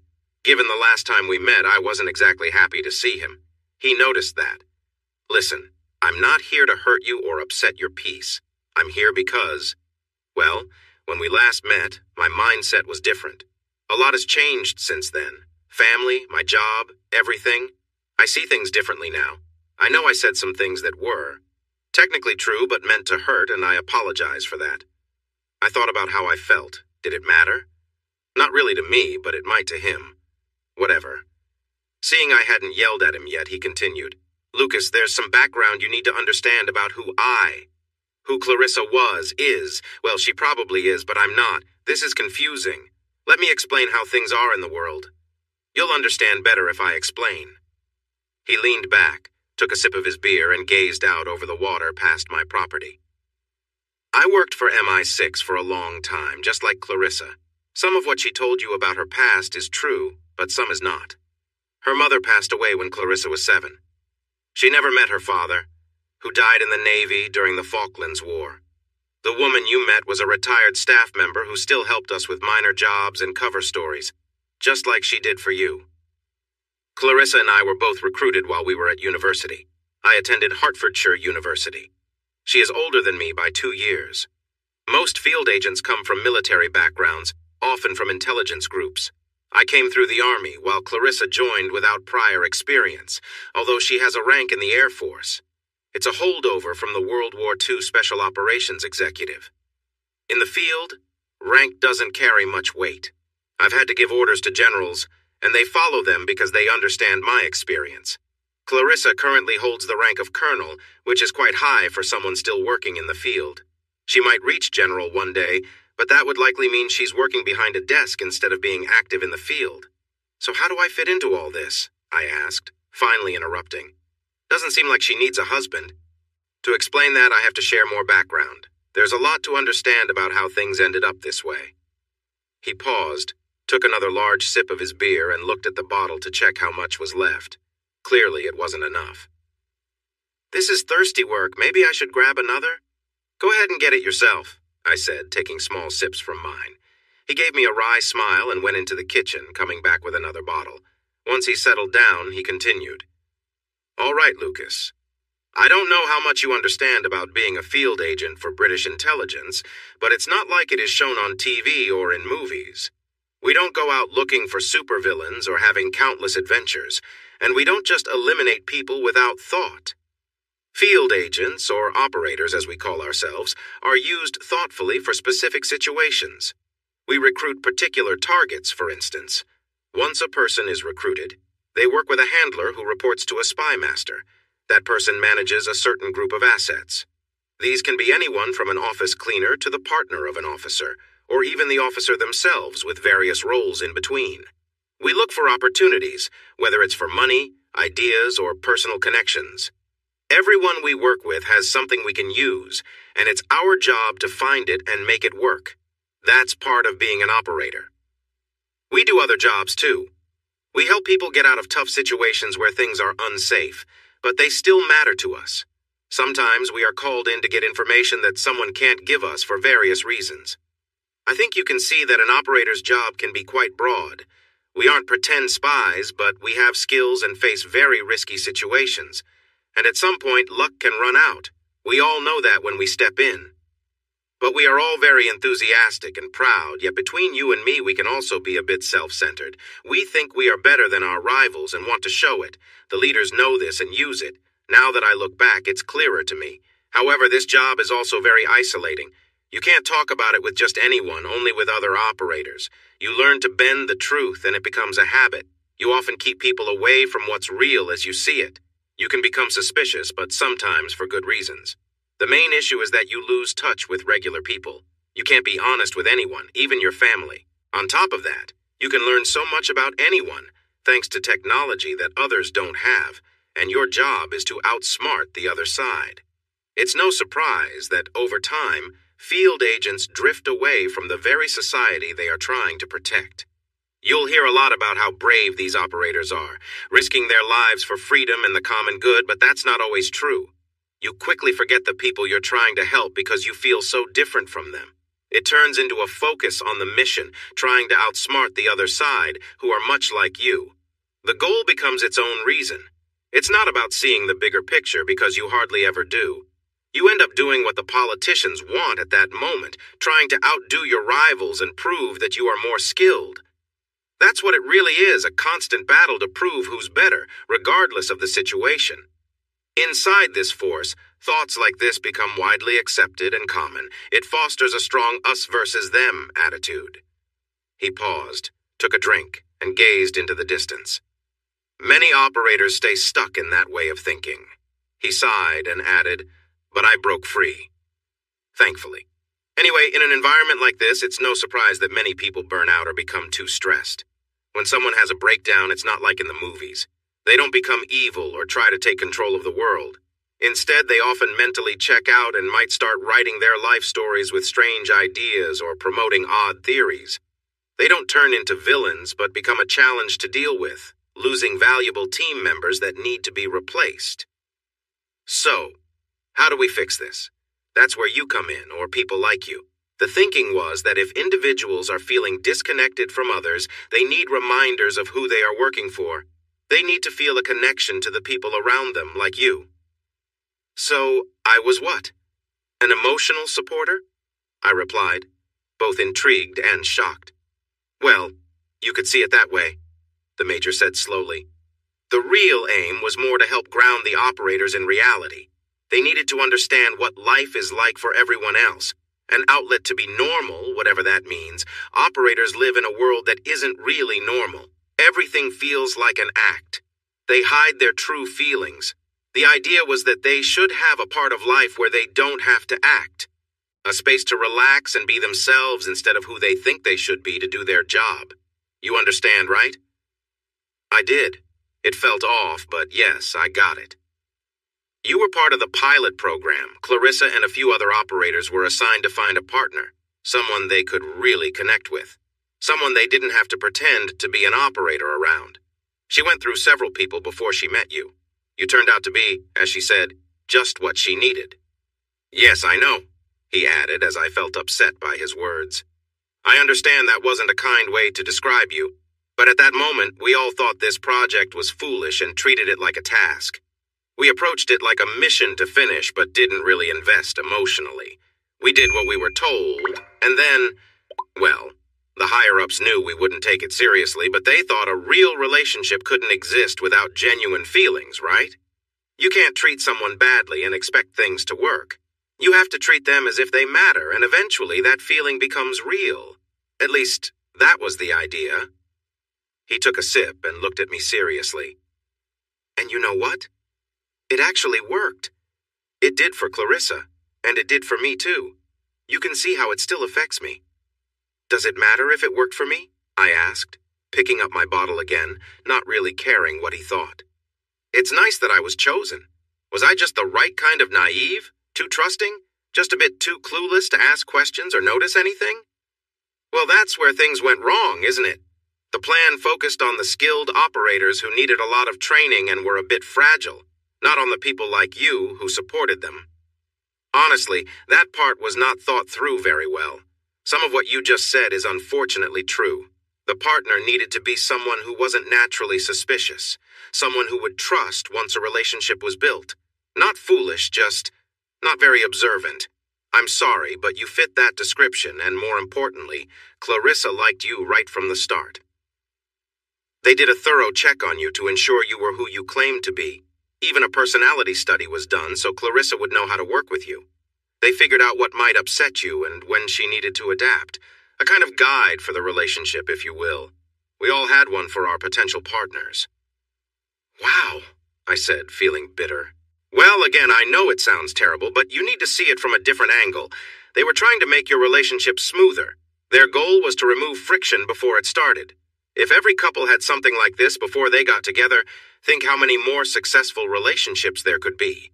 Sure, in this case, the reasons were not pure-hearted, but the outcome was key. It led to a more peaceful relationship. There's nothing wrong with that. Well, yes, you would think that if you're the one getting these little reports. It doesn't respect those of us who thought we were figuring things out ourselves. The major cleared his throat and looked away. That's true, too. I sometimes forget that I'm now on the outside. We sat in silence for a while, both sipping our drinks without saying much. Finally, I broke the quiet. Was any of it true? I asked, the only question that really mattered. Did she ever love me? He looked at me, and for once I could see regret on his face. I don't know for sure. I think so. You'll have to ask her. I know I fell in love with my wife. I can only imagine what it was like for her. The truth is, we didn't discuss these things at work. I mean, how could we? We're trained to be tough, so it's not the sort of thing you talk about while cleaning your tools, you know? A thought crossed my mind. Did she hurt people? The major shifted in his seat, looking uncomfortable. I can't go into details. I know you signed an agreement, but that's only for the UK. Let's just say we were trained for anything, and sometimes things happen. I nodded sadly. So she had. Wonderful. Who had I really married? I guess when I stopped that plan, everything fell apart, right? The major chuckled. Not at all. You were seen as their biggest success. I was? I asked, puzzled. You showed that an operator could maintain a relationship and make it work. You cared so much for your wife that you would do anything for her, even after finding out the truth. That was considered a huge achievement. It's not like I had many choices, I pointed out. I was in a tough spot. Oh, don't think like that, the major replied, amused. You could have betrayed us or called for help. But even after I told your wife to leave you or worse, you protected us as we escaped. Even though our mission failed, that took real courage. It took me a long time to see what you did and the cost to you, all because you loved her. I once thought you were naive. Then I left the service and reflected on my life and what I've done, and then my wife and my kids. I realized a lot of things. That's why I'm here. I see now that I owe you my life. If you hadn't acted like you did, we would have faced serious trouble. They are good at getting the truth out of people. You deserve something for the way you were treated, far more than what we gave you in return. So I'm here to share some background on what happened. You deserve at least that. I can't tell you everything since I don't know it all, but I'll share what I can." He took a deep breath, stared out at the water for a moment, then turned back to me. Looking directly into my eyes with what seemed like a tear in one eye, he said slowly, "Thank you for saving my life. I don't know how else to express it." How do you respond to something like that? Saying it was nothing would not be true. I had lost 2 years of my life because of this, and I still didn't really understand who my wife was. It was easier to just nod, a bit awkwardly. That's what we do best, right? Avoid deep thanks, too much fuss, stay calm in every situation. To change the topic, I asked, "Did anything change after I found out about what you were doing? What was it anyway?" "That's something I can't really discuss," he said. "Let's just say Clarissa was trying to get some important information for us. It's safer this way for everyone, including you. Anyway, nothing significant changed." "Really?" I said, surprised. "I made a big scene because I didn't know what was happening. My wife lied to me and I figured it out, and then I followed her and—" Now, when someone in our line of work is about to get married, we make sure their partner is informed. Of course, there needs to be some safety measures in place first. "Safety measures?" I asked, feeling uneasy. "So they have to pressure them into marriage if they retaliate after learning the truth?" "No, it's meant to prevent them from sharing the truth if they react badly. Imagine finding out your fiancé is a spy and has lied to you. Most people wouldn't be happy about it. They might want to go to the media. Headlines like, 'My Life with the Spy,' would attract a lot of attention. The safety measures are just there to keep them from spilling secrets if they're upset. Surprisingly, most take it well. They're curious and even a bit impressed. That's the main change now. It's all about supporting our agents in the field." I sighed. "I'm glad I could help bring about this change," I replied, feeling down. "I know, and I'm sorry. I realize your view is different. It's not as easy when you're on the receiving end. About you disrupting the operation, how did that happen? We haven't fully understood it yet. I know the team talked to you after you were found, but I never saw that report." Clarissa knew things went wrong when at the surprise dinner she saw the group of princes arrive. She needed to leave, not just for her mission's sake, but to protect your relationship. They recognized her in her spy role, and if they had seen her, it would have caused trouble. She thought she escaped in time, rushed to the office, explained the situation. We made a story that we thought would fit, and she believed it would all settle down. "And then you showed up at the gathering," he said with a serious look. "She wasn't able to leave the dinner unnoticed. The table of princes sent a bottle of fancy wine to Miss Davies, and she didn't go straight home either. Her phone was off. They had mentioned meeting her on Wednesday. Clearly, she wanted to avoid someone and left as soon as they arrived." When I talked to Clarissa, she didn't explain why a group of unfamiliar people was sending her gifts or calling her by another name, and that story about her sitting in a park thinking, it didn't add up. So I decided to follow her that day to see what she was really up to. I disguised myself as a bike courier and went in. You know what happened next. "Oh, that makes so much sense now. We shouldn't have gone through with the plan that day. Too many unknowns." But Clarissa was determined. She thought she had everything under control. After we left, we were lost. Were you part of their scheme? Had someone turned you? We had no answers at all. He paused and looked at me. "She never believed you were gone, you know. Even with what we were told, she didn't buy it. You are safe because she held on to that belief. We were warned to stay away, of course. Our agency had people nearby, and the police arrived quickly. If you were still alive, you weren't being held there. But you weren't seen entering the embassy either. The higher-ups figured you had been taken somewhere safe and removed. The Saudis are good at that. We still don't know how they managed to get you into the embassy in the first place. But if you were anywhere, it would have been there. Clarissa knew that, just like the rest of us. We were briefed, given new tasks, and told to move on. Clarissa stood firm. She became a legend because of it, the woman who put her work above everything, even her relationships. She's admired for that." He glanced my way again. I just sat there, quietly staring at the water. But that was just a mask. She worked tirelessly when she was here and even when she was abroad. She got called in multiple times and faced scrutiny. She focused all her efforts on stirring up opposition against the Saudi government in the UK. It didn't matter how, she just wanted to provoke change. She was quite skilled at it, remember? She rallied support and got people to speak up, which led to the embassy being overwhelmed. Not before she quietly neutralized some of the security to make it easier. The Saudis are always careful with security and ready to use force if needed, so when the crowd gathered, she made it simpler for them to get in. She was present when they forced their way inside. She was in the building when they found you, and she called for help. She is the reason you are still here, and the British services know this. Everyone does.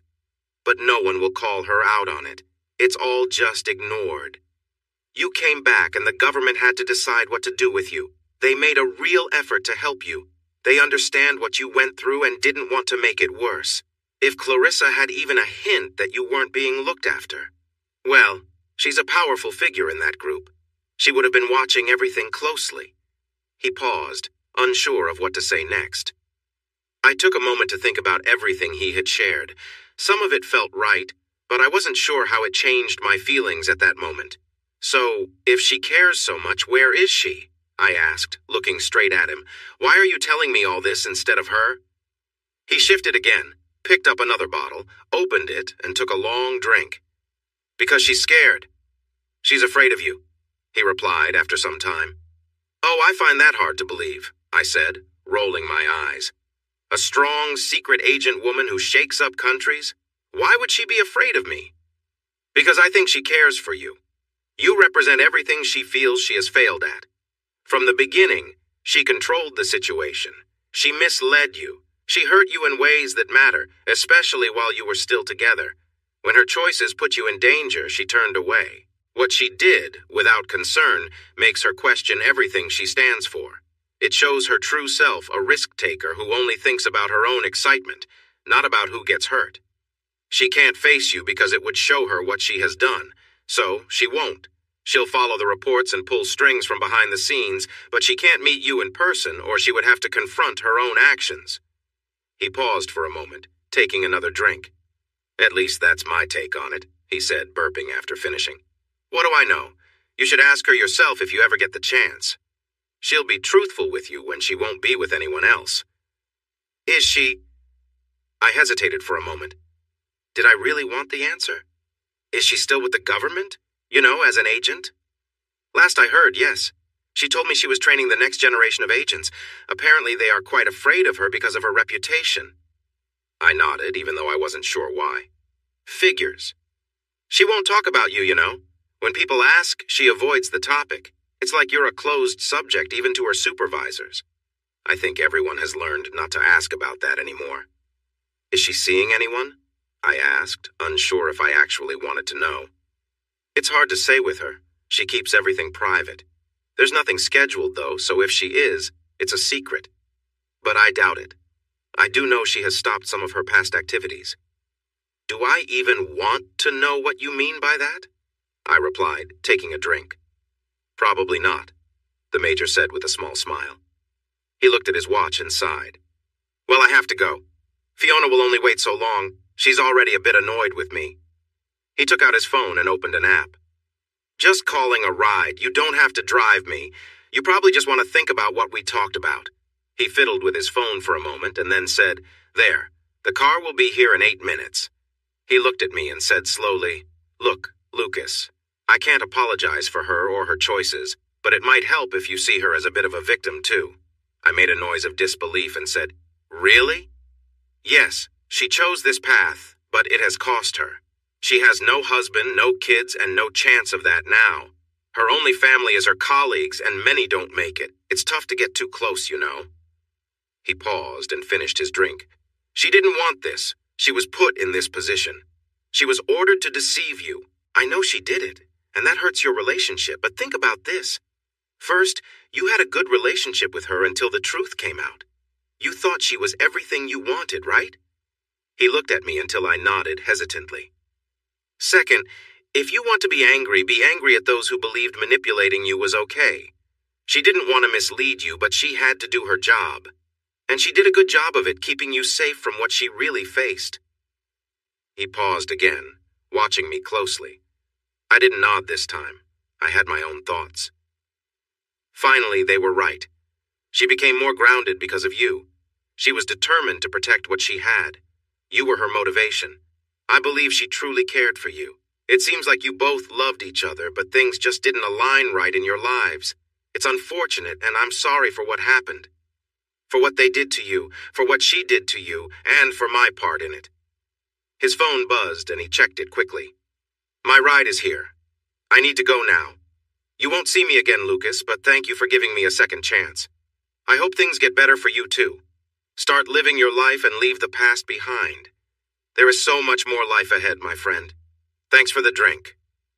He stood up, waved goodbye, and walked around the side of the house, likely to where his ride was waiting. I remained seated, staring at the water, unsure of what to feel next. The second big change in my life came when I met Susan. She sometimes went by Susanna and occasionally Sue, but never Susie. That name was reserved for her ex-husband, and she did not want it used by anyone else. We met at a nearby bar called Scruffy Ducks. I wasn't sure why it had that name, but I found that bars in the U.S. often have strange names. Back home, pubs were mostly named things like the King's Head or the Dolphin Hotel.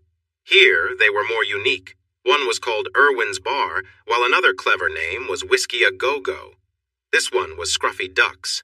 It wasn't a complete dive bar. I later learned that a dive bar typically has no windows, and this place had a row of large windows. Still, it wasn't in great shape. It had once been nicer. You could tell by the carved wooden bar, the mirrors behind it, decent restrooms, and even a small kitchen that was closed at the time. There was also a little outdoor area where you could enjoy a drink and watch people passing by. There were a few flat-screen TVs, but also a real dartboard, not one of those plastic ones, 2 pool tables, and some classic arcade games. It was quite an American bar in spirit. However, it was also quite worn down. Clearly, no one had spent money on it in a long time. It looked tired and used. Since I arrived in the U.S., I had decided to follow one of the American sports. I had always cheered for Arsenal back home, but watching a UK game in a US bar was nearly impossible. Wanting to fit in, I thought I would try one of the sports that Americans enjoy so much.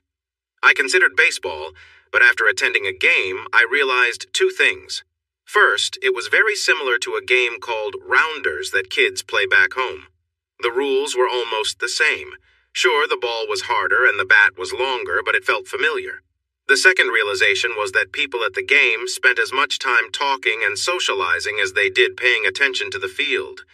The game itself moved at a slower pace, even more so than cricket, and that was saying a lot. That didn't happen. I looked into ice hockey, but there wasn't a local team to support, at least not one in the NHL.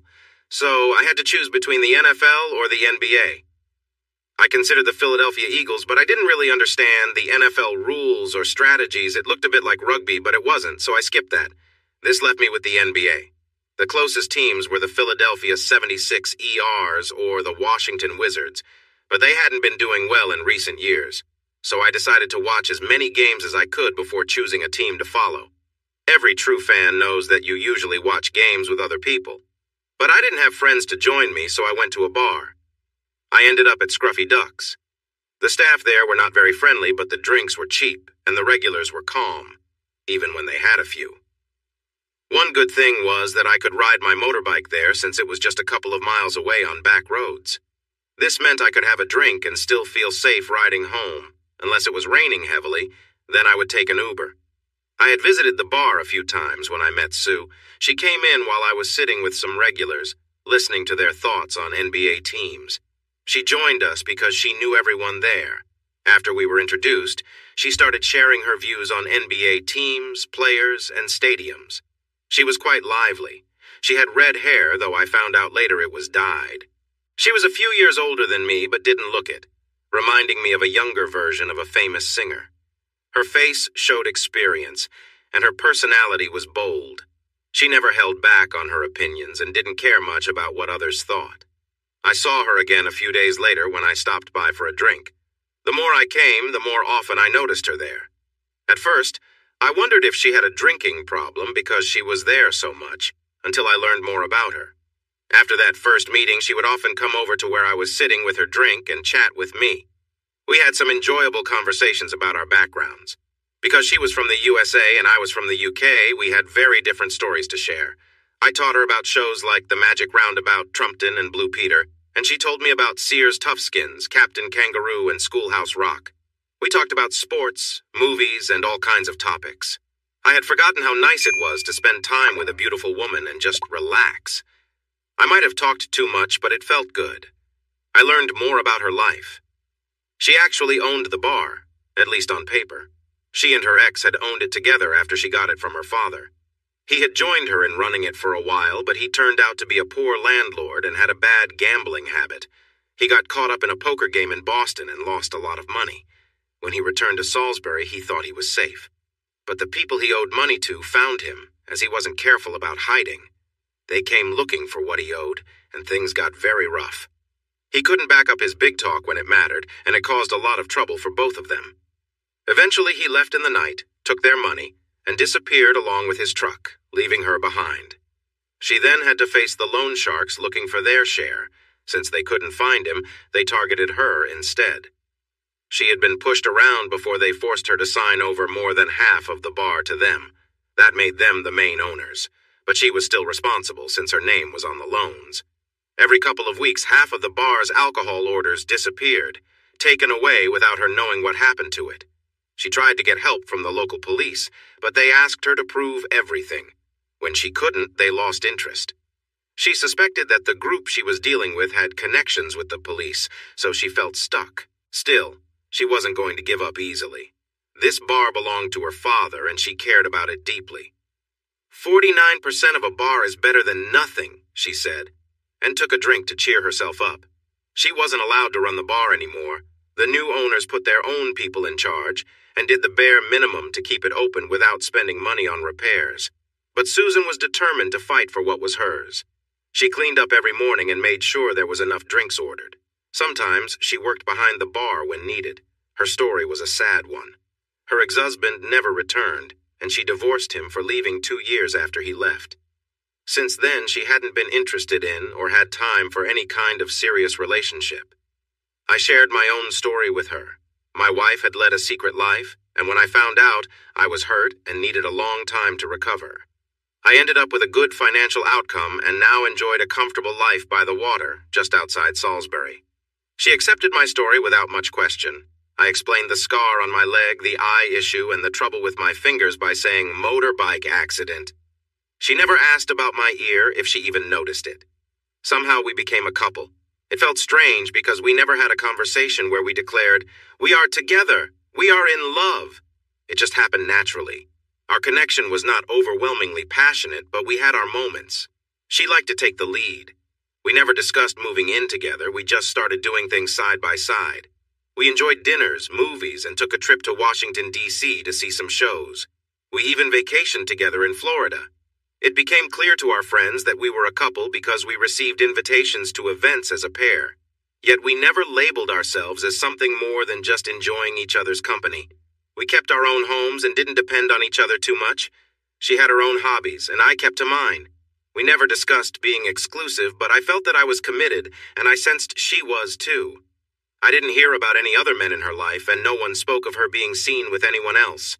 The word that best described us was comfortable. She never pushed me for more than I was ready to give, and I felt the same way about her. We were like very close friends who shared a special bond. There were moments when she looked at me as if to say something important, but then she held back. I think she sensed that something was off about my past. I didn't talk about my history in detail because, in this new life, I really didn't have one. I think she may have wanted something deeper, but I wasn't in a position to offer that yet. The hurt from the past was still too close to the surface. So many things felt unfinished for me, and I realized I was stuck in that loop. I didn't want to risk losing what we had, so I chose not to bring up any of these feelings. I kept things as they were and just enjoyed the time we spent together, never moved past that stage. And then the third thing happened. Clarissa showed up. It had been almost 2 years since I last saw the Major, and I had no idea she was coming. I got home after going to the grocery store, which was a term I still hadn't gotten used to. Back home, when you say you are going shopping for groceries, you mention the store you will visit. I'm just going to Waitrose, or I'm stopping at Tesco to get some. But here, the store is never named. I'm going to the store, or I'm going to the drugstore. It feels strange. As Shaw once said, two countries divided by a common language. Anyway, I got home, carried my 3 paper bags of groceries, kicked open my front door, and walked into the kitchen. I almost dropped the bags when I saw her sitting in my chair facing the kitchen. I wasn't sure what shocked me more, someone being in my house or that it was actually her. I stood frozen, staring at her, unsure what to do. Should I put the groceries away? Were there items that needed to be kept cold? After a moment, I decided to ignore the surprise. It's my house. I started taking things out of one of the bags and lined them up on the kitchen counter. "Hello, Rich," she said, smiling like someone who hopes for forgiveness but isn't quite sure. "Long time." I just grunted back and moved the tins of beans over to the pantry where they belonged. I sneaked glances at her while unpacking the first bag. She looked good. Her hair was dark and cut short, almost a bob, but with a parting. Same eyes, same mouth, a bit older with some lines around her eyes and mouth. Her nose looked slightly different. Had it been broken or altered? Her body seemed similar, but she had a scar on the back of her left hand. No rings. A nice watch on one wrist. Why did I care? Not like we shared anything in common anymore. I kept putting things away, making sure to look away from her. "Rich, I know this is a surprise. After all these years, I stopped unpacking and turned to her, leaning on the counter with both hands. "You just what?" "Thought you'd drop by the ex-husband." "Wait, not ex-husband. We were never legally married, were we? You thought you'd stop by because you were nearby?" "Right. You don't visit places you don't want to be." And, I added as it hit me, "No car? Did you walk here?" "It's down the lane. Old habits." She tried to smile, but I wasn't interested. "So why are you here?" I asked plainly. "We were married," she said softly, leaning up in the chair. "It was real. The Major had no idea what he was doing. He could be a bit foolish at times. I wanted to be sure it was real, even if I faced trouble from my superiors when it became known." "Well, finally! Something is real! What a surprise!" I shouted, grabbing the frozen peas, tossing them into the freezer, and closing the door with a bang. I took a deep breath. It was easy to feel angry, and I had my reasons. But this was a chance to get some answers. The real question was, what did I want to know? Honestly, it was more about what didn't I want to know. She could see me standing still, my muscles tense and my breathing heavy. "I deserve this," she said softly, "and even more." "Why are you here, Clarissa? Is that really your name now?" I asked calmly. I just wanted to understand. A different name might make it easier to deal with everything. "I'm Donna now," she replied. "And you are Lucas, right? I know it's hard to change. To me, you'll always be my Richie Rich. As for why I'm here, I wanted to see you. I wanted to check on you. Just looking in on an old FR." Her voice trailed off. For someone who is supposed to be a top spy, she doesn't seem ready for this, I thought. But she had spent years deceiving me successfully, so she could easily manage her way through this situation. So was she still deceiving me? If she was, what was the purpose? Why come here just to lie? I shook my head to clear my thoughts. It was pointless to overthink this. I might as well take her words at face value. "Friend?" I asked. "Is that who we are now, Donna?" I emphasized her new name. "Well, that's up to you." I paused and asked one of the few questions I truly cared about. "What am I to you, Clarissa?" She leaned forward, her gaze drifting to the floor. "Someone I care about. Someone I hurt deeply. Someone I left behind. Someone I really wish I could." She hesitated, then met my gaze again. "Someone I loved. And someone I want to reconnect with." I noticed how she spoke of love in the past tense. It didn't surprise me. I felt the same way. I wasn't sure how to respond to everything else she had said. "And how do we do that, Clarissa? How do we reconnect? You left me behind." "To be fair, Rich, you did tell me to," she said, crossing her arms. I couldn't argue with that, so I stayed quiet. "You meant everything to me," I said to the bag of groceries, pulling out another one to empty it. "I loved you fully. You were a very skilled deceiver. I have to give you that." I paused, holding a can of baked beans, wondering why the baked beans in the U.S. didn't compare to the ones back home. I found out later that our beans have sugar in them, which surprised me. Everything else in the U.S. seems to be full of sugar and salt. Quite different from what we have back home. The bread here tastes strange because of all the extra ingredients. I looked at her closely. Was anything true? Was our relationship real? This was the big question I had wanted to ask for a long time. She looked away, then looked back at me. You need to understand how we met, Rich. It wasn't the usual way. I was following orders. I laughed a little. It occurred to me that she probably didn't know that Daryl had talked to me years ago and told me his side. I wasn't sure if his story was any more truthful than hers, but I was curious to see if they matched at all, so I chose not to share what I already knew. She sighed. Listen, I need to explain a little. I will answer your question, but you need some context to really get it. She paused, then asked, Can I have a glass of water? I went to the fridge, grabbed a bottle of water, and tossed it to her.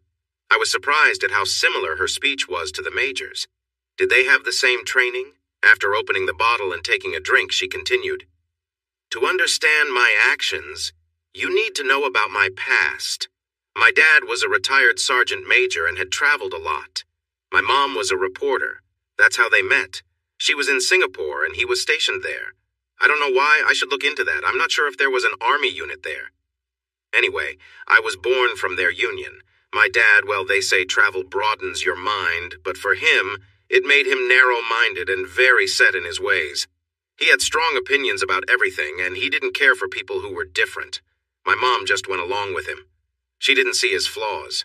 To her, his quirks were reasons why he was unique, and she loved that. She took a breath. They passed away when I was 15. So that woman I met? I asked. Mabel. She was a field agent once. She retired in the 90s, and like many who gave their lives to the service, found that it left her lonely. No friends, no family, just her little cottage in Brighton and memories she couldn't share.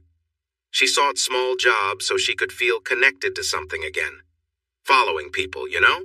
Who would suspect they were being followed by an old lady with a little dog? Just small parts like the role of my mom, things like that. Clarissa looked off into the distance. She passed away last year. There were hardly any people at her funeral. It was quite sad. They couldn't talk about her life or the achievements she had made in helping others. She turned her attention back to me. I always wanted to work in security services. Hearing Dad's stories about his work, the mistakes, the fighting, and the greed from both sides, I felt drawn to that world. I saw Dad's limited views, but his experiences shaped me. I knew what I wanted to do, so I made sure I was prepared for recruitment. After my parents passed away due to an accident with a heater in their room, I moved in with my uncle when I was 15. He worked in civil service and understood what was needed for my goals. He could guide me on which universities were important and what courses mattered. So I followed his advice, and during my last year of school, I was asked about my level of patriotism, which led to more questions and, eventually, an invitation to apply for a civil service job. She paused to take a drink.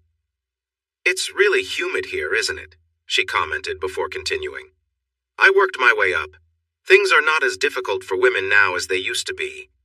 Once you get in, it's not just about who you know, it's about your creativity, your courage, and your willingness to be firm. I did well, and I think you can guess what kind of person I've become. The downside is that many people in my field experience burnout.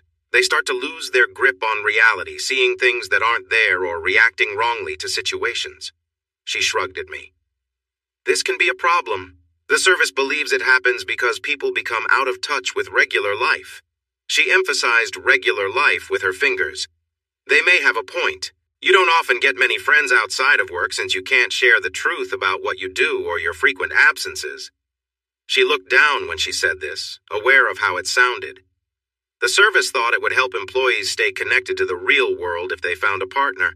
I was part of the first group they tried this with. There were 5 of us. I scoffed lightly. Of those 5, how many are still together? 2, she quickly replied. 1 died while on duty. 2 are still together, although their partners found out about what happened with us. 1 divorced for unrelated reasons. And then there's us. No second chances for you then? No, she replied simply. Once was enough. I felt a bit offended by that. No, she said, noticing my reaction and raising her hand to calm me. I don't mean it like that. I just couldn't go through that again. What I put you through, what happened to you, how I felt after you were taken, how I feel now. I could never put someone else through that. I couldn't handle it either. Not because you still care about me? Just because of what happened? I asked. I wasn't sure I would get a clear answer, but I thought it was worth asking. I'm getting to that, she answered cautiously. Anyway, I went looking for you. You weren't really on my mind, if that's what you're wondering. You were a wonderful surprise. Right from our first meeting at that wedding, I knew we could have something special together. Be a perfect match, you know? She took another sip of water. I noticed she was passing the bottle between her hands, which was her way of showing she was focused on what she was saying. When she fiddled with things in her hands, it meant she was thinking deeply about one thing. Were you related to me, or? I asked suddenly as the thought popped into my head. Yes, I was, just like I told you, but not in the way I mentioned before. Anyway, you were just what I needed. Honest, smart, funny, down to earth, had a plan for your life, a charming smile. Naive, I chimed in. I would say innocent, she said with a playful smile. You checked all my boxes. I could totally see myself with you, being your partner. As long as you let me, I interrupted again. She sighed and continued. You got every part of me that I shared, and about those parts I didn't share. Well, let's say you probably wouldn't want to know them. You got the best of me, honestly. Within those limits, you had all of me. But not all of you, while you had all of me, I shot back. I was getting frustrated with all this talk. She paused and just looked at me. Is this what today is? Critiquing me day? Do you want me to talk or not? She asked. I think I've got a reason to, I replied, a bit softer, tucking my hair behind my ear to make my point. She sighed. Yes, you do. Still, let me finish. This is hard for me. I motioned for her to go on, rolling my eyes inside. Hard for her. Really? You checked all the boxes the program needed too. They looked into you deeply. You were solid, so for them it was good to go. We got along and I was happy. For once, a program really worked. We were all really happy. We were close and had a life outside of work. Sure, our jobs needed to change a bit. No more long undercover assignments. But we didn't do many of those anyway. It worked for everyone, even for you. I know you were happy. I was certainly happy. Of course you were. Your foolish husband waiting at home while you enjoyed the excitement of spy work all day. Tell me, Clarissa, how many men were there while we were married? I really want to know. I asked this to remind her that things were not as perfect as she liked to say. She looked away from me again. Not many. Sometimes it was necessary. I was trained to do that kind of work, but I hardly ever did. Only when I had to. It was work, not something I wanted. You were enough for me at home, really. I was satisfied there. I did what the job needed. The job existed before you. And it was still there while I was away. I finished, putting the second bag away and starting on the third. How many? I pressed again. How would knowing that help anyone? She replied. How many? I shouted, hitting the bottle of olive oil on the table to make my point. The room fell silent until she quietly said, 7. Another long pause followed. And what that major said about us not being married. She rolled her lips, a sign that she was hesitating to speak. They wanted to keep the marriage hidden. It was for both our protections. If someone found me, they wouldn't be able to trace you through records, she said. Oh, come on, I said, not believing it. Our lives were connected. We had shared bank accounts, joint insurance, a joint mortgage. Even without a marriage certificate, I would be easy to trace. Try again? Okay, she said, putting down the bottle and raising her hands. Fine, you want the truth? They didn't want any chance of this coming back to them. If someone discovered our situation, they wouldn't be able to sue us for anything if we weren't officially married. It wasn't a nice thing, but that's the way it was. Wow, I muttered softly. But you said. I asked, putting mushrooms into the fridge. Yes, well, that was my way of rebelling. I really liked you. I loved you. I wanted it to be real. I didn't care what the service wanted. What could they do once it happened? Take it all back? They were upset, but it wouldn't have changed anything. I just wanted that for us. For us. So my question was answered. Sort of. As to your original question, yes, everything I showed you was real. As real as it could be, she added at the end. What does that mean? It means that while everything I showed you was real, It wasn't everything there was to show you. I couldn't tell you about my job. I couldn't come home and share my worries if things went wrong at work. I couldn't complain to you about office problems. I couldn't explain the pressure I was under. You were not able to be there for everything I needed you for. Not because you wouldn't have, but because I couldn't tell you. I thought about that for a moment. I understood what she meant. That was hard for her. It was hard for me, too, but I could see her point. Then another question popped into my head. Were we ever going to have kids? She snorted and then frowned. Knowing what you know now, what do you think? So, no? I pressed, wanting her to explain fully. Was I just going to be kept in the dark? No, she said, sitting back and running a hand through her hair. At some point, for health reasons, I wouldn't have been able to have kids. Honestly, that made me feel very guilty, not being able to give you that. And you would never have known the truth. On top of all the stress from my job, I thought about letting you go so you could find someone who could give you those things. But selfishly, I just wanted you with me. I needed you. I still do, truth be told. But I'm not sure you would want me now, with all my baggage. So, you admit it was selfish? I challenged her. She let out a humorless laugh. You don't really understand, Rich. I worked for a security service. Do you know how long I was expected to last? 4 years. 4 years until something bad happened to me. I'm already beyond that. I was expected to be selfless and to put myself at risk if it was needed. We actually have a guide for that. I was putting myself in danger for my country every day. So I was a little selfish with you. That's why you were there. That was the whole point. And what about me? When did I get to be selfish? I asked. Well, yes, that's where it all gets tricky, doesn't it? She replied tiredly. She looked at me. I'm sorry, Rich. What I did, what they made me do, how it affected you, the manipulation, all of it.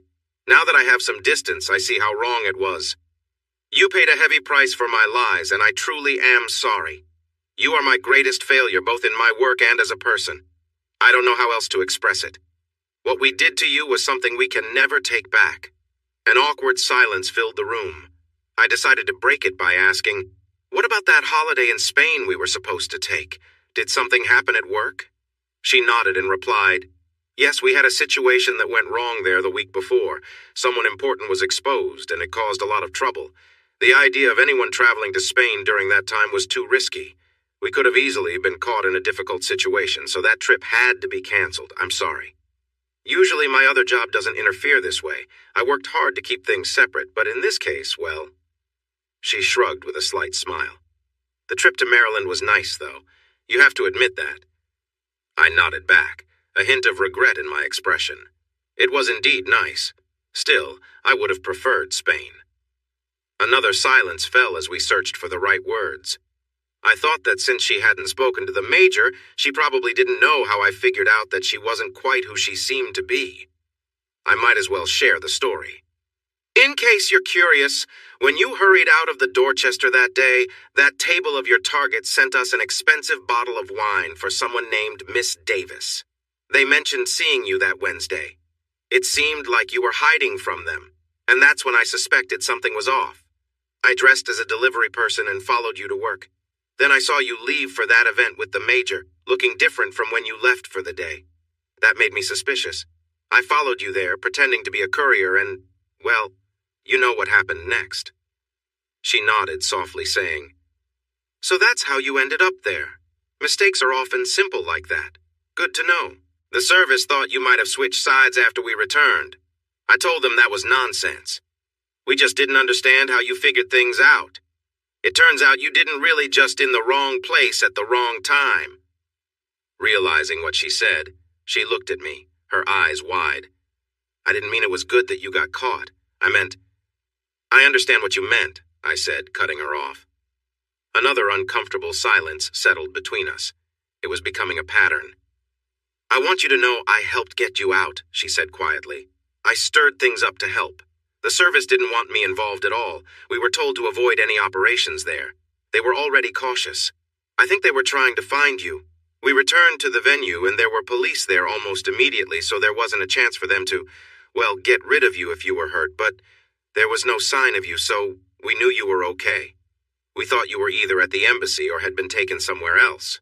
No one seemed to go into the embassy, so people assumed you weren't there, but I felt sure you were close by. I could sense it. I tried 3 times to get the go-ahead to look for you, but each time I was told no. They considered you too risky. I believe they were just relieved you were gone. It meant one less problem for them to deal with. When you showed up, they didn't know how to handle you. That Thurgood fellow put you on a strict watch, gave you some money, and just observed you for a year to see what you would do. You slipped away, and he was fine with that. He still has people keeping an eye on you and monitoring your activities, just to know what you're up to. If he even thinks you might spill any secrets, he wouldn't hesitate to act against you. All that legal talk? That's just a way to remind you how dangerous your situation is, without outright making threats.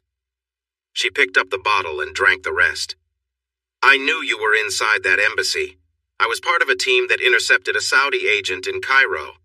During questioning, he mentioned something about the mystery man in the basement in England. He didn't know much else, but I understood what it meant.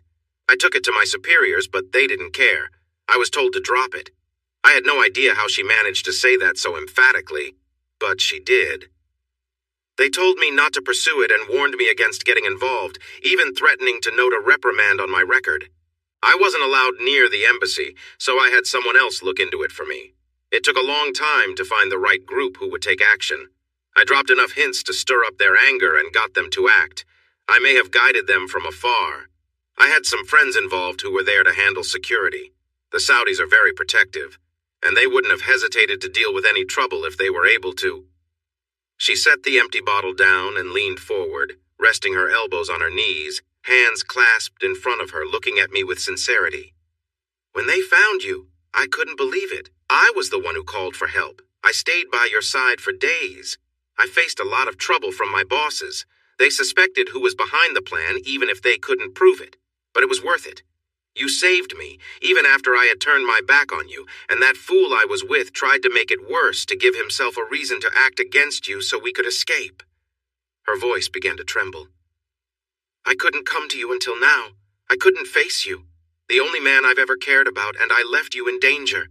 The mission always comes first, she said, her voice filled with frustration and anger. Look what happened to you. It's all because of me and that job I was so committed to. You didn't ask for any of this. You just wanted a wife and a normal life, and instead, you got me and everything that came with it. You suffered because of my mistakes. 2 years of your life were lost. I can't imagine how you managed. I've seen the reports, but I know they don't tell the full story of what you went through. The hopelessness. You mentioned some of it when they questioned you.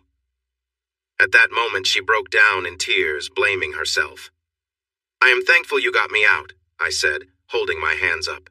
But I have to mention that the only reason I was in that situation was because you were so focused on pretending to be something you weren't. She looked lost, and even though she was still crying, I heard her softly say, Yeah. Honestly, I didn't know how to respond. She was saying all the things I had wanted to shout at her if we ever confronted this moment. Now she was expressing it better than I could. This was the regret and sadness I wanted to see in her. The pain she felt, the truth about who she was and what she'd done, the cost I had paid. Yet it didn't make things better. Nothing could change what had happened. I could say I forgave her, but we both knew it wouldn't mean anything. It would be just words, and even if I meant it, would it help either of us? She sat there, crying for several minutes, taking deep breaths with her face hidden in her hands.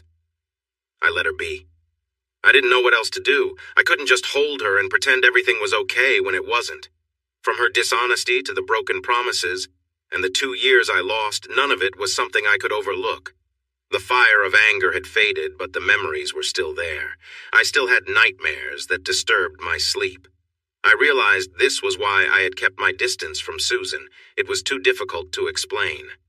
Eventually, her tears slowed, and she looked up at me with red, pleading eyes. Say something, Rich, please. I'm at my breaking point. Tell me you hate me. Tell me to go away. Just please, say anything.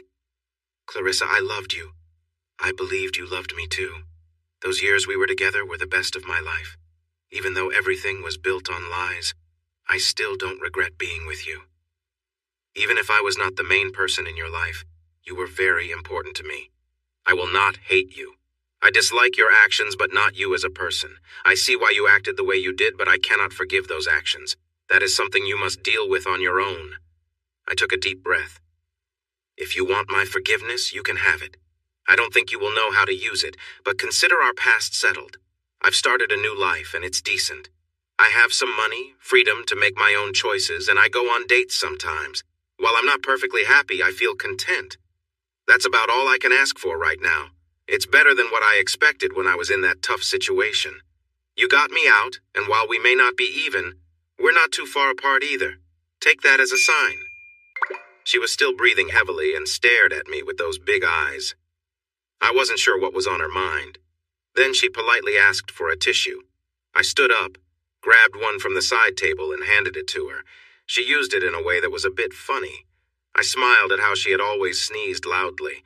I remembered laughing about it when we were together. I'm sorry, she said, sounding calmer now. Clarissa, Donna, whatever your name is, it's time to move on. I have moved on. I know this has been helpful for you, but it's time to stop dwelling on the past. Go and be the best you can be, free from me and what happened. Remember the past, but don't repeat the same mistakes. I'm okay. Go live your life. She continued to look at me before a small smile appeared on her face. Are you really okay? Well, I wouldn't say I'm completely okay. I still have my struggles, but I'm moving forward. That's in my past. I have a future now, or at least a part of one. Oh, about that woman you've been seeing? Clarissa asked, a spark of emotion in her eyes. It was clear she still felt something. Clarissa, you can't be upset about me having a life. You had your own moments while we were together. Those were just jobs, she said. I didn't want to. Whatever, I replied. This is my time to move on, so just accept it. Another silence hung between us. Okay, she finally said, then brightened. I also came to give you something. I wondered why you're here now, I said. Why after all these years? If you couldn't see me then, why now? She rummaged in her pocket, pulled out a small USB stick, and held it out to me. Because of this. It's for your protection. It has important information on it, but it's locked. Please don't try to guess the password. If you make 3 wrong tries, it will erase itself. No one knows about this. It was created on a laptop without internet, and now that laptop is gone. No one will come looking for it. Still, I'd suggest you keep it in a safe place. You'll understand the password when the time is right. That's already taken care of. Just think of it as something to hold on to. That's why I came now to give you this. I needed to see you for my own reasons, but this was the final push. She held out her hand, and I hesitated, unsure if I wanted to step back into her world. I could see it was linked to her life. In the end, the hope in her eyes got to me, and I walked over, taking what she offered and putting it in my pocket. I didn't even look at it. I chose not to touch her for some reason that felt important. She leaned back, looking more at ease now, and nodded at me. You'll know what to do with it when the time comes, she said again. I really wish I could do more. An apology doesn't feel like enough. I paused for a moment and then said, Well, there is one thing. I want you to make it happen, whatever it takes. Of course, she replied with a serious tone. Consider it done. I told her what I wanted and she nodded, fully understanding me. She smiled and said, I'll take care of it myself. You have my word. Can I ask one last question? I asked. Sure, she said. What's your real name? Is it Clarissa? She smiled mischievously, but then said softly, Rich, I just wish you knew how much you might not want to know. Then she checked her watch. I have to go. I have a flight to Jamaica tonight. Well, enjoy yourself, I said, a bit sarcastically. She stood up and paused next to the table I had brought from our home in the UK. It was filled with plants, maybe too many plants for the space. She ran her hand over the table and smiled, looking nostalgic.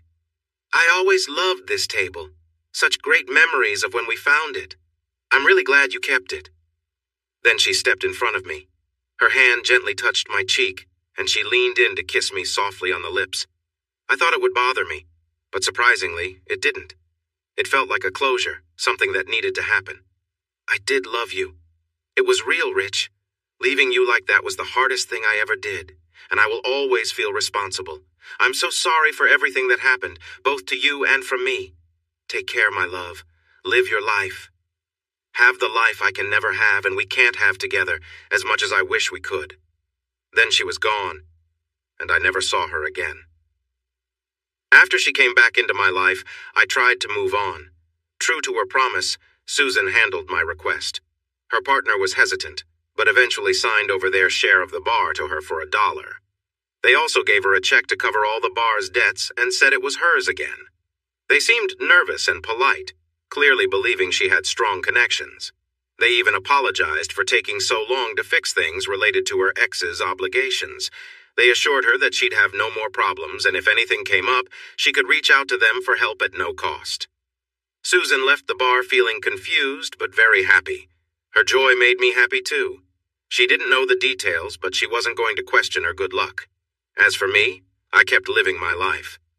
I hinted to Susan about moving in together and possibly more. I had found the answers I needed, and once she moved in, even my bad dreams stopped. I placed a USB drive at the bottom of a tree on a small island in the bay behind my house. I wrapped it in plastic, enjoyed a picnic there on a sunny day, buried the leftovers in the USB drive, and then went home. I figured it was the smart thing to do, and no one ever came looking. Epilogue. 2.5 years later, while Susan and I were talking about wedding plans, I received a small newspaper clipping with a note. It was in my mailbox but had no stamp, so someone must have delivered it by hand. The note read, "Hey Lucas, sorry to bring you bad news, but she passed away a couple of weeks ago in an incident in Lebanon. She couldn't leave that life behind. I warned her it might end badly, but she said it might be time for that. I think she never fully recovered from what happened to you and felt deeply responsible for it. Her farewell at the office was huge. Many people owed their lives to her work. She was very well liked, so there's that. Enclosed is the official newspaper report. Most of the details aren't true, but the name is her real name. She always said I should let you know this way if something happened. She believed you'd understand. Sorry, my friend. Daryl. The clipping was the death notice for someone named Miriam Finchley.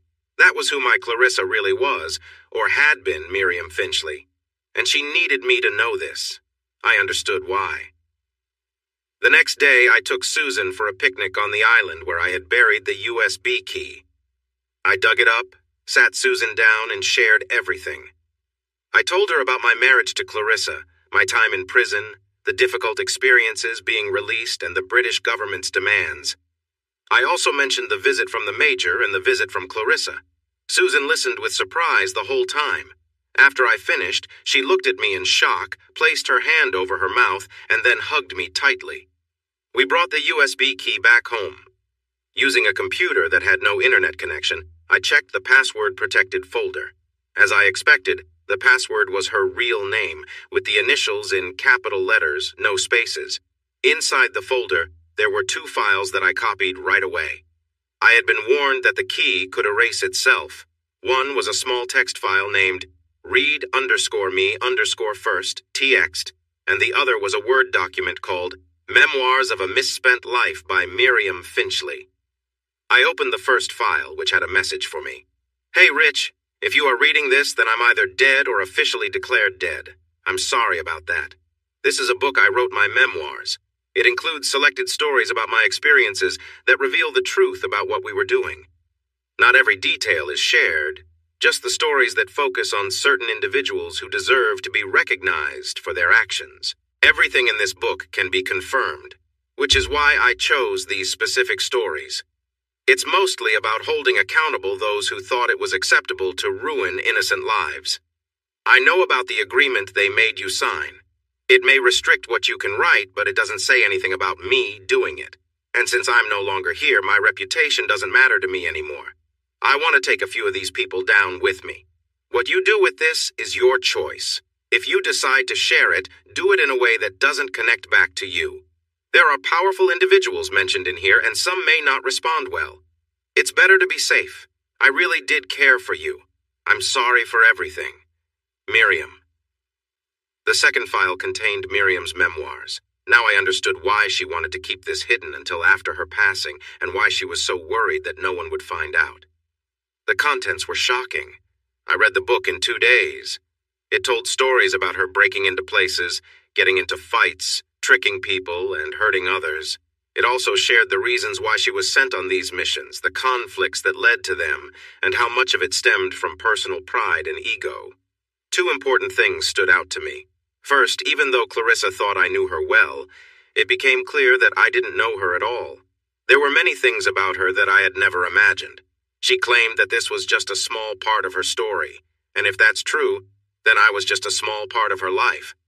Second, I learned that the intelligence world is very complicated. While it aims to do good and protect people, a lot of it revolves around personal pride. Many of the people involved seem to have forgotten why they started their work in the first place. Personal pride often overshadowed important decisions, putting others at risk to satisfy their own feelings. In those stories, there was one about me. It explained what she had been told to do, how she did it, and the outcomes. Clarissa shared her feelings about her actions and how much she regretted what it did to me. There were some details I didn't know before, but overall it aligned with what she had already told me. Reading it was terrible, made worse by the fact that it was true. Susan and I talked about what to do with this sensitive information, and we eventually decided to take a trip. Susan drove me to Salisbury, where I randomly chose a car rental place, rented a car, and then we set off together with our luggage to Washington, D.C. There, we went to a dealership and bought a nice RV. It had plenty of features like a diesel engine, sliding sections, air conditioning, a TV, and a good shower. I transferred money from an account I had set up earlier and withdrew $40,000 in cash to use for spending. There was no way to trace that. Then we traveled across the country for the next 6 months, exploring various cities. We even visited Canada. In New York, I went to a Walmart and bought 40 USB drives, padded mailers, and a tablet. Whenever we stopped at a McDonald's, I would spend about an hour on the tablet looking for publishing companies worldwide. In each city I went to, I would send out padded envelopes with a USB stick inside and a note attached that said, "Do what you think is best with this USB stick." We sent these to 2 publishing companies in Australia, 3 in Germany, 2 in France, 1 in Russia, 2 in Spain, 3 in Canada, and 1 in New Zealand, among other places. They all came from random cities in the U.S. This was my way of keeping my identity hidden. In the end, the book was published in 15 different countries, after each one did their best to check the claims in it. At the close of our journey, I uploaded it to the internet with that tablet, sending it to as many places as I could, all anonymously. Good luck stopping that, UK Security Services. After that, I tossed the tablet into the ocean off Galveston, Texas. The book became a huge topic worldwide for months. It led to big changes in the UK government, with several top officials having to resign, including leaders of the CIA and MI6. It became quite a scandal for almost 6 months, and then, as often happens, something else took the spotlight. Still, I had made life harder for those who believed they could control me, all thanks to my wife. Her name was both damaged and restored after a movie portrayed her as a dedicated officer who followed orders but disliked what it made her do. Maybe it was true. It's hard to say for sure now. As for me, I stayed quiet. No one discovered my identity, and Susan and I got married the following year. We lived together happily, even with the quirks that come from sharing life with a spirited redhead who owns a bar. I still can't decide if meeting Clarissa McDonald was a good thing or not. Hey everyone! Thanks for watching. Don't forget to subscribe and turn on notifications so you won't miss any of the exciting stories we have coming up. What do you think about the characters in this story? Let us know in the comments. We'd love to hear from you.